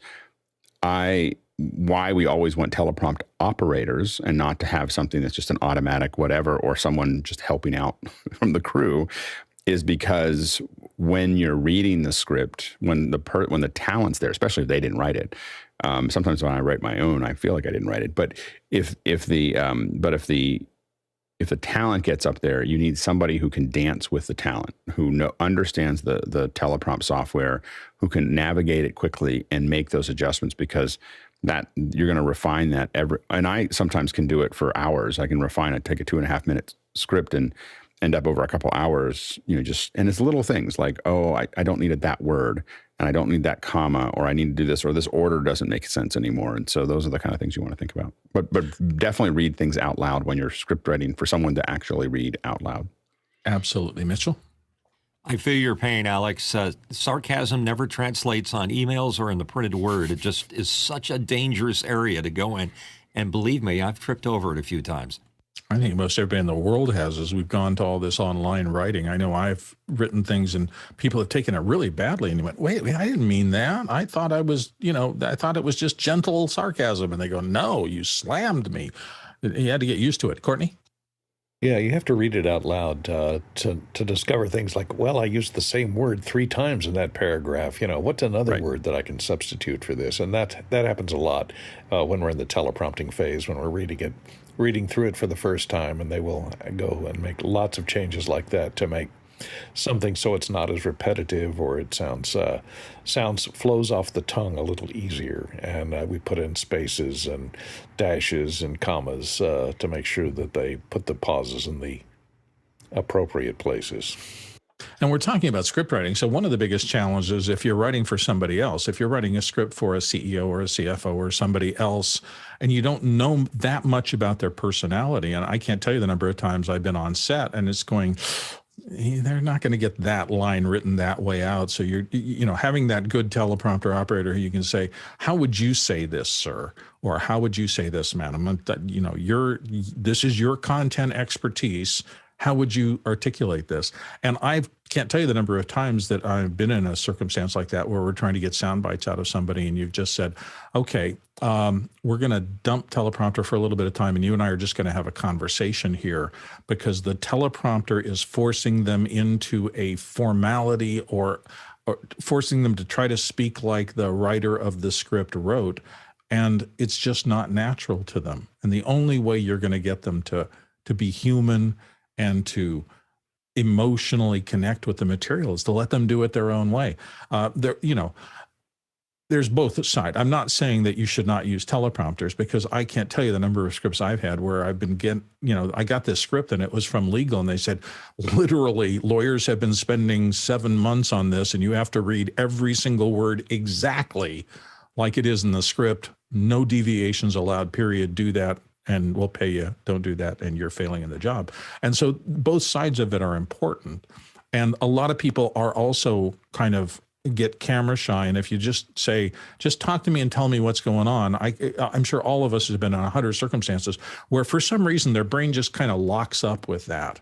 And they cannot be themselves because of the unusual circumstance of the camera and lights and everything. In those kind of circumstances, giving them a teleprompter and something where they can start is often the spark that lets them become themselves at least a little bit.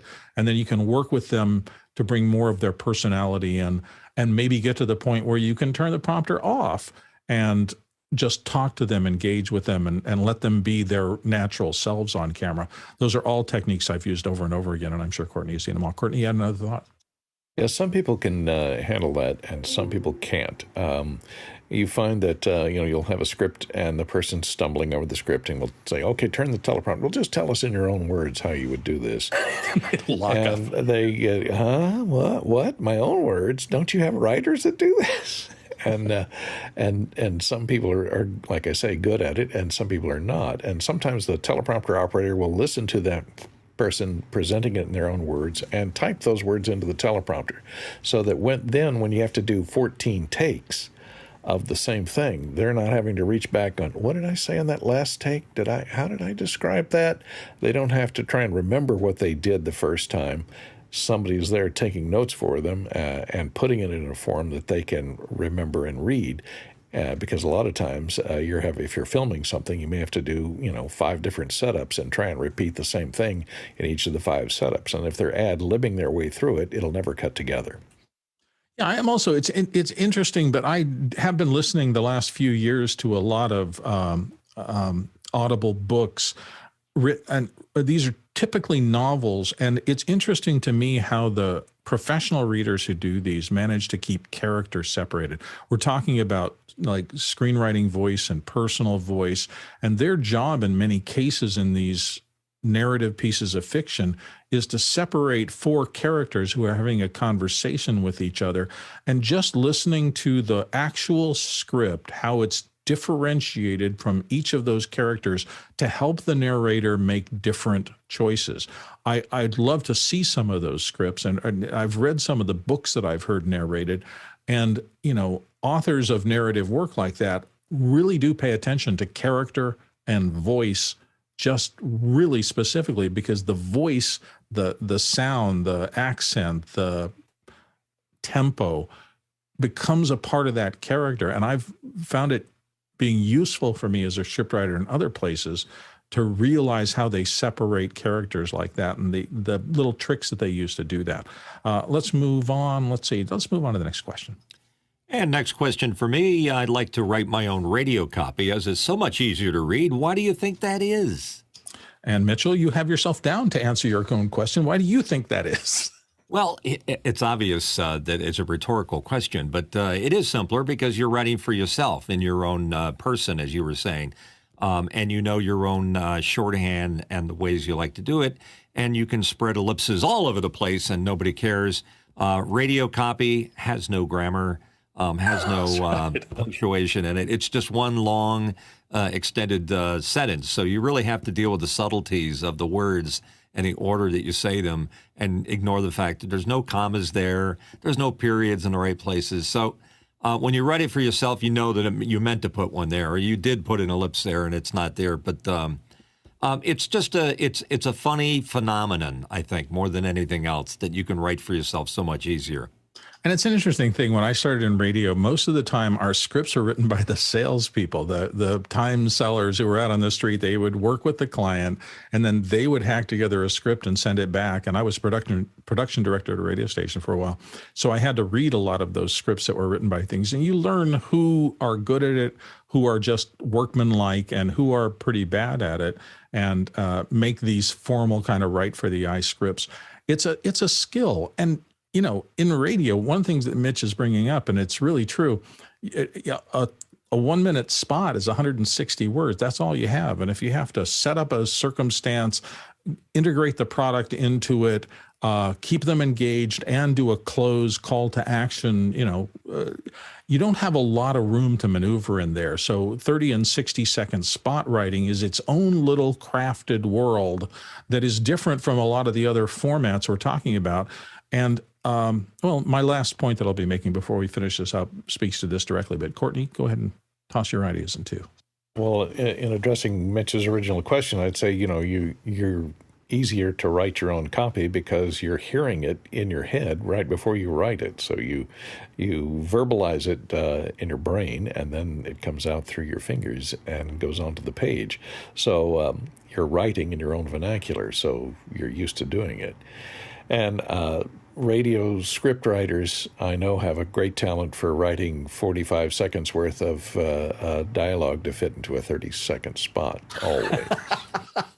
Absolutely. If you can speed through content, you will always work, because they always want to get one more point. Or the client at the other end goes, you've got to also mention the sales price 3 times, and you've got to also mention the fact that we just opened the new shop, and you've got to also mention this and also mention. And so they just try to pack more and more and more, because, most of the money is going into the time buy, and they don't want to waste any of that by not having it wall to wall. Mitch? Yeah, it's fun when you have a client in the other room, and the client may not be adept at doing radio commercials. So they're always saying, punch up the 3rd word, punch up the 4th word, punch all the words up. And then, of course, at that point, you have no contrast and no latitude to be able to read it. So many stories, I'm sure Bill could tell, of being directed into strange places. We really need your voice to do isn't meant to go. A whole show on direction and misdirection. How, what are the common mistakes we've all been on the other end of? Anybody who's been a talent and sat in a booth and had a team on the other side of the glass, which is often usually the engineer sitting over there bored and trying to just get through it. But then you've got a producer and the client and who knows who else is in there. And some of the dynamics of that are just really crazy. Courtney? Yeah, this is why a lot of advertisers will insist on a live read on podcasting shows like Twit, with Leo Laporte doing live reads on all of his commercials, because they know they'll buy a 60-second spot, and it'll turn out to be 2.5 minutes when Leo reads it if they do a live read. So they count on someone bringing their personality to the script in a live read, which you can do where you're not having to make it exactly at 60 seconds or exactly at 30 seconds. You can finesse it and add a little more personality to it. So a live read gives you something that gives you more bang for your buck, really. Yeah, and there's also the credibility of, if Leo likes it and is willing to talk for 1.5 minutes, it must be a good product. So that, the shine of celebrity endorsement is a pretty big part of the advertising industry. Mitchell? Yeah, part of that is the absolute consummate expert at working radio copy into a live read was Paul Harvey back in the old days. You'd be like, and the plane went into the barn and came out with a cow. And did you know that cows make great milk? And if you'd like milk, you can get it from a cow. And now the rest of the story. Good day. I had a chance to do spots with Paul once when I was working at KTAR, and he was an amazing, I don't know if he's still with us. I think he's passed away. But boy, talk about the consummate professional who understood the business inside and out, and just had it down to an art form. An amazing man.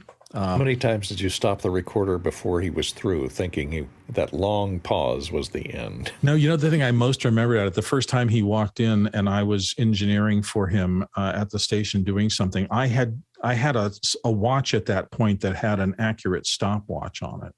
So I was timing all my own stuff with my watch, and Paul walked in and he said, "So where's the stopwatch?" And I went, "Oh, I'm doing this." And he kind of frowned at me, like, "You don't have a separate stopwatch that we can look at both and the rest of it." So I thought I ran out the next day and bought a traditional stopwatch and brought it into the rest of the sessions with Paul, because I didn't want to, that frown was enough. I didn't want to deal with that. Next question here. Paul Wallace from Austin, Texas. How do you become a professional script reader?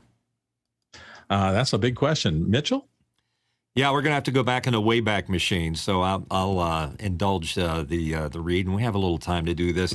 Back in the old radio days, when we used to be on the air, the production room was behind us, and the on-air booth had a piece of glass between us, so you could see the production room, what was going on.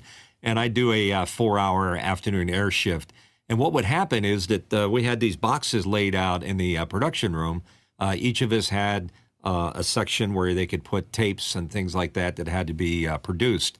And I would sit there and look over my shoulder during the show, and I'd watch that pile of production getting taller and taller and taller. So basically what that meant was that when I got off the air, I might have an hour, 2 hours worth of script reading and production to be done. So to answer your question, if you want to become a professional script reading, get a huge stack of scripts every single day and correct them and read them and produce them.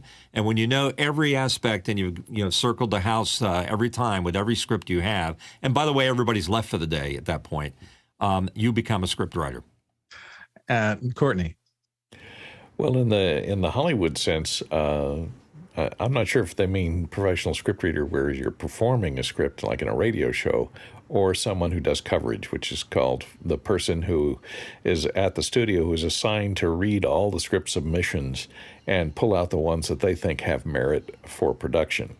Now, that's a professional script reader who looks at the script, reads the script, sees if the story captivates them, see if that they think it's worth pursuing as a possible property that the production company may want to produce.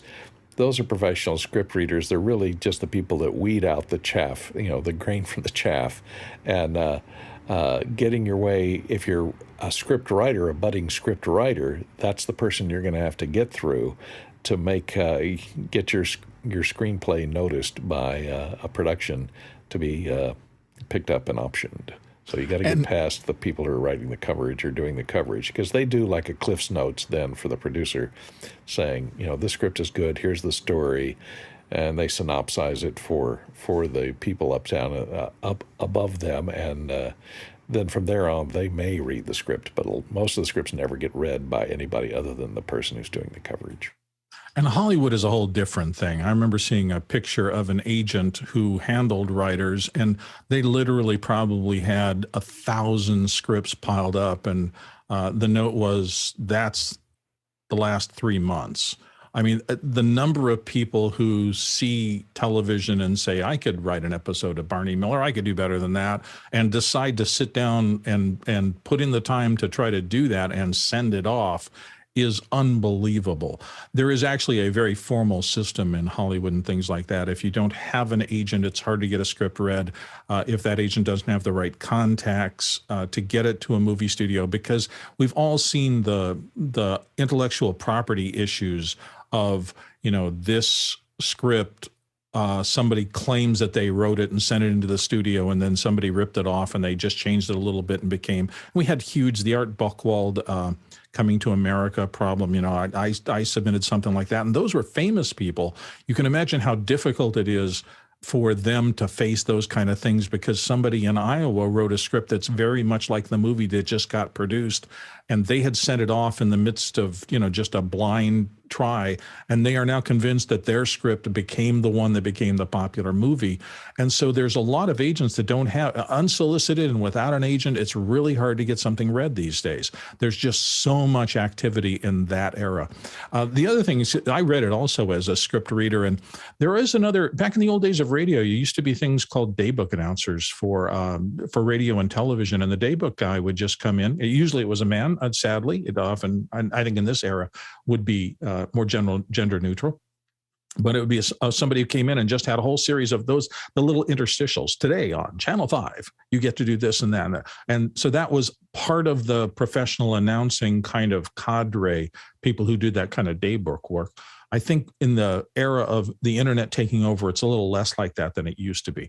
There's still a lot of formalities to script reading and writing. Before we get to the next question, let me do my last couple of little slides here, just a few more ideas for you. One of them has to do with purpose. Knowing what your purpose is before you get into the script helps you figure out how to do it. Are you trying to inform or entertain? And you can see these other kind of, are you doing this or that? And the one that might surprise you is the last one, protect. And I only put that in here because just last night I was at an industry event and I was talking to some people who work in scripting. And one of the guys worked for law enforcement, and he is the script writer who does a lot of training for Southern California for the law enforcement officers.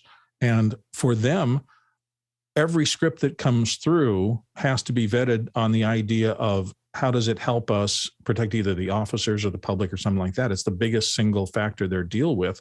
So he's informing, yes, and motivating, yes, but he also has to keep in the back of his mind this particular aspect of that industry.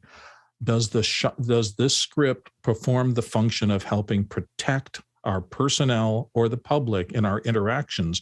And if you don't have that consideration in the script, it's going to get rejected. So the last thing I wanted to note before we get to our last couple of questions and finish out is, should you hire a professional scriptwriter? And it's a complicated question.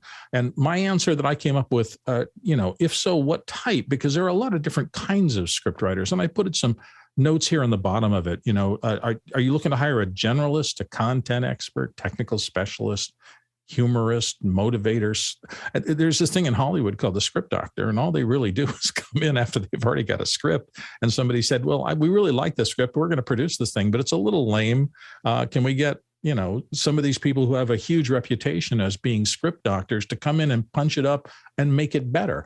And some people, there are some famous names in Hollywood where these people, I think one of them's named Babalu Mandel, was for decades the guy with his partner, they would call in to punch up a script, and they got lots of money for just taking an existing script and making it better. So there's a lot of varieties of types of script. And if you're looking for somebody to help you write it, if you don't feel like you can do the job, it might be time to look for somebody who's a professional and look out in your circumstance and say, what kind of person would know something about this and could help me punch up the script for the kind of script I need?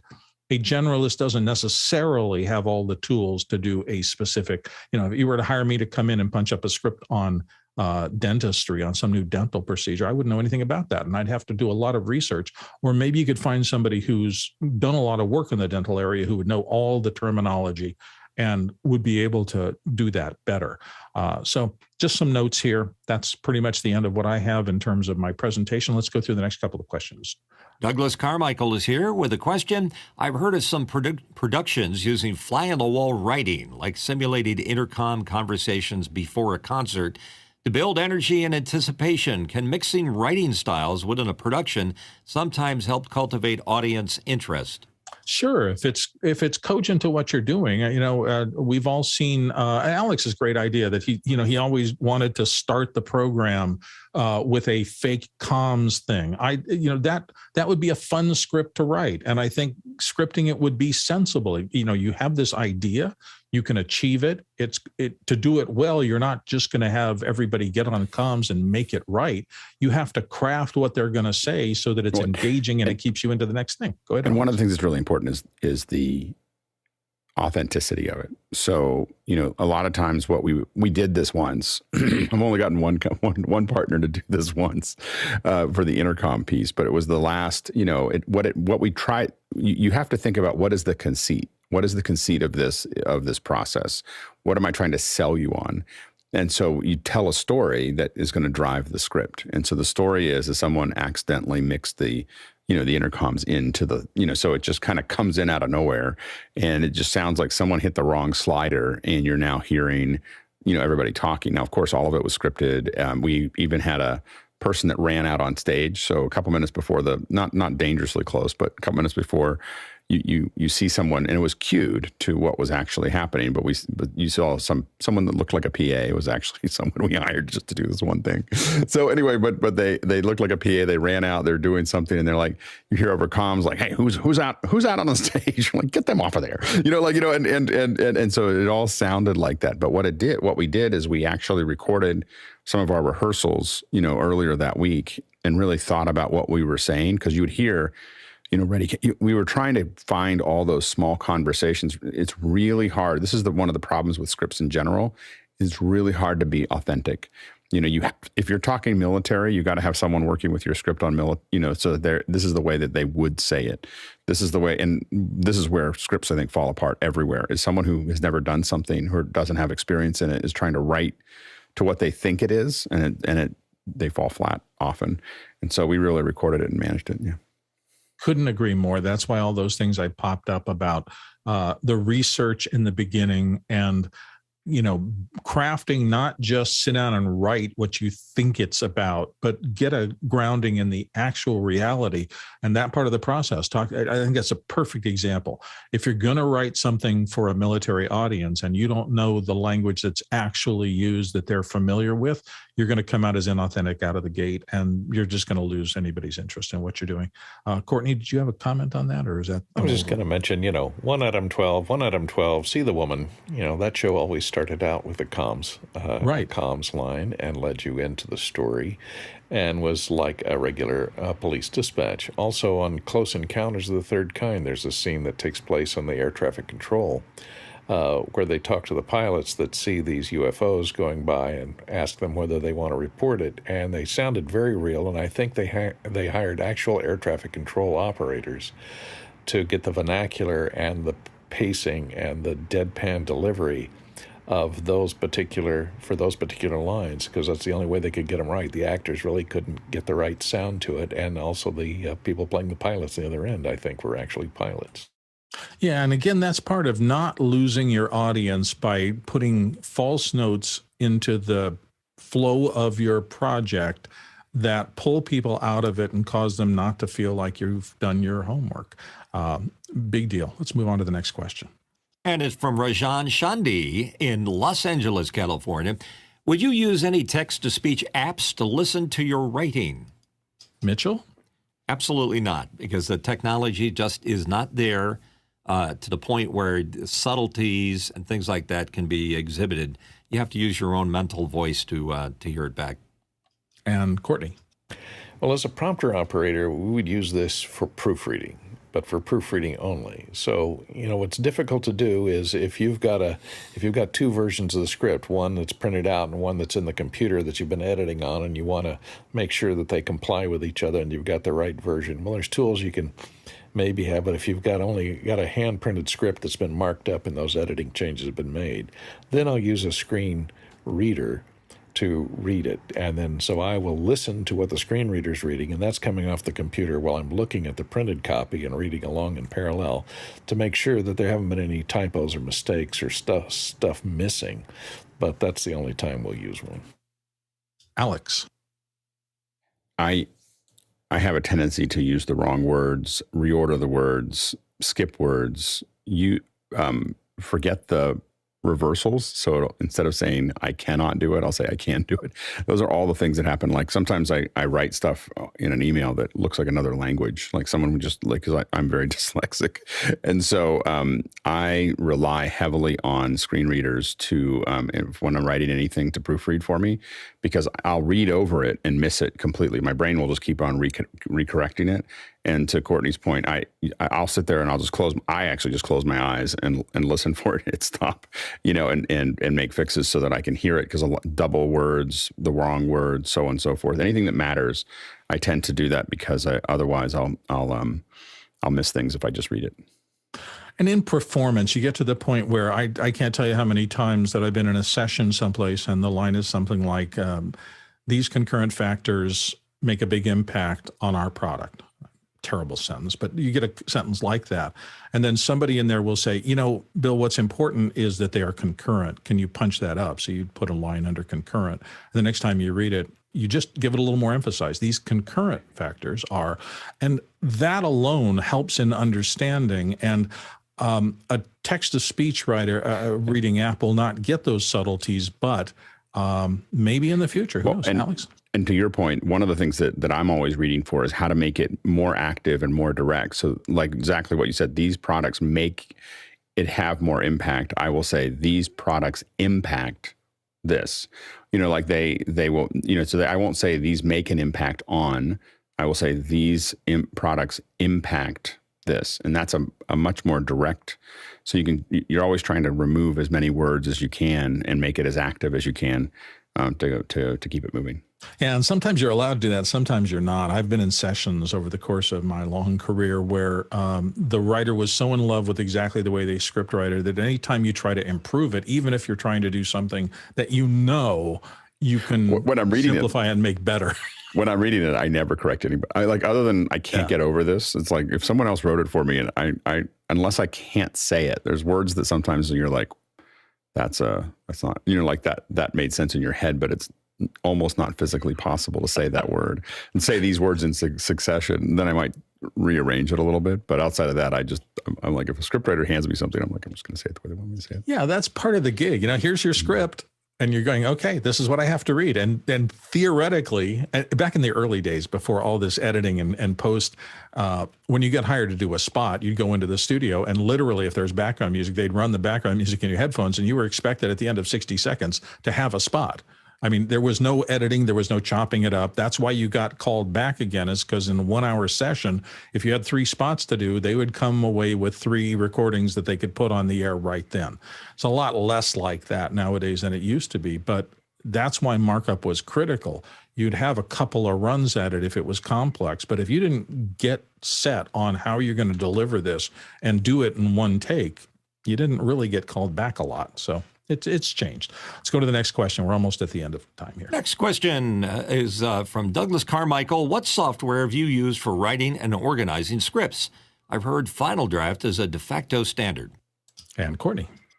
Yeah, Final Draft is a script formatter because it puts things into legal script format where you have, the dialogue has to have certain margins, and the scene description has to have a different margin, and the scene opening has a different margin, and the titles have to be bold and on the left, and so there's a specific outline format or screenplay format that has to be adhered to, and Final Draft has the different audio-visual double column mode or this Hollywood screenplay format. There was years ago there was a company called Screenplay Systems by Steve Greenfield, I think, and his brother. Now it's called, I think you can find them at screenplay.com. They now make software under the Wright Brothers, W-R-I-T-E Brothers name, and they have the Screenwriter. They did Movie Magic, and Screenwriter is a formatting program that helps you format your screenplays into the right format. But they also have these things like Dramatica Outline and Dramatica Story Expert, which helps you construct a script or a story so it has all the things that Bill was talking about earlier, the structure of the story, how you introduce the characters, how you take them into conflict, how you resolve the conflict, and how you come to an ending. And it helps you through. A lot of writers will use software like this to help them construct a script that's coherent and comes to a logical conclusion, unlike Christopher Nolan. Let's dive into our last one real quick here and finish up. And last question from Douglas comes, when you want to make your script authentic to a specific setting or profession, do you normally hire an advisor with experience in that area? Sometimes you do. Sometimes your client will have people in that area. I can't tell you the number of times I've been in a recording or in a pre-meeting before a voiceover session, and I would get a script. For example, I used to do a lot of work for the Bureau of Land Management, and pronunciations can be very hard. This is a New Mexico Indian tribe, and there's a lot of complexity in the names of the local things that I simply can't pronounce. And they will hook me up with either that person, or they will go out and research it and come back with a phonetic process. So in that case, advisors have saved my bacon more times than I can tell you. Courtney? Yeah, technical advisors are used a lot in Hollywood and in television because these days there's a million people that will crucify you in social media if you get something wrong as far as technical procedure, especially the procedurals. If you've got a medical show, you'll have 2 or 3 doctors that are technical advisors. On ER, we had a doctor on the set all the time that would advise all the actors on how to suture stuff, how to do, make sure they're not doing something stupid. I was a technical advisor on Young Sheldon for the first season because they needed an old guy that had experience with computers from 30 years ago, as Sheldon bought his first Tandy 1000. So I have served as a technical advisor occasionally, and especially military stuff, they'll bring in military technical advisors to make sure that things are handled by the book and they don't look really stupid by doing something stupid. Writers have a tendency to write stuff that, is not possible physically or not possible in the world of physics or mechanics. So, Alex, you have a last thought? Yeah, and the delivery is also, a lot of times there's folks that are ex-military that, I don't know why we got in the military thing, but ex-military or people who used to be a doctor or people who used to be whatever, and having them actually read the scripts also makes a difference because they enunciate it in a way that it was enunciated in that area, whether it's an athlete or again, someone from the military. The military one I think just pops out the most because it is a very specific nomenclature. The way you walk, the way you talk, the way you frame things is a very specific thing. But that happens for doctors, that happens for teachers, it happens for a lot of other people that break it down. And having someone who has some of that experience definitely makes a difference. All right, we've got, we're a couple of minutes over, but this was a fascinating discussion. I hope you enjoyed it as much as I do. Thank you all for participating. Thank you, everybody on the panel, for showing up today and helping me go through this. I would have been absolutely lost, again, without everybody here. It's truly huge. Alex, I thought you were about to say something. Do you have some notes for anybody? I was going to say that the new DJI Osmo 6 is out. No one asked about it earlier, but I just noticed. I was like, oh yeah, there was a launch or something. Looks really nice. Yeah, we talked a little bit about it in the pre-show, but nobody asked a question about it in the regular show. So we will all be back tomorrow. Thank you, everybody. Pay attention as the credits roll here to everybody in the back end who's helping make all of this possible. Thank you for joining us, and we're done for today. Thank you. Bye-bye. I don't know if anyone knows that reference. Bye-bye. Bye-bye. Question. Yes. That's from. Answer. No. You're wrong. Jane, you ignorant one. No. Not that. Have to run away and prepare for Final Cut Friday. Oh, you forgot to announce it. Oh, no, it's tomorrow. I was going to say. Yeah, no. But we forgot to announce L. L is coming up. Oh, I didn't do the. Yeah, we need to put something in the billboard or something good for. Yeah.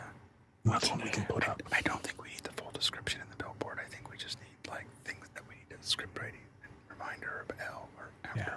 We gotta get Show that close organized. notes. Yeah. Little place for show close notes for You know, those.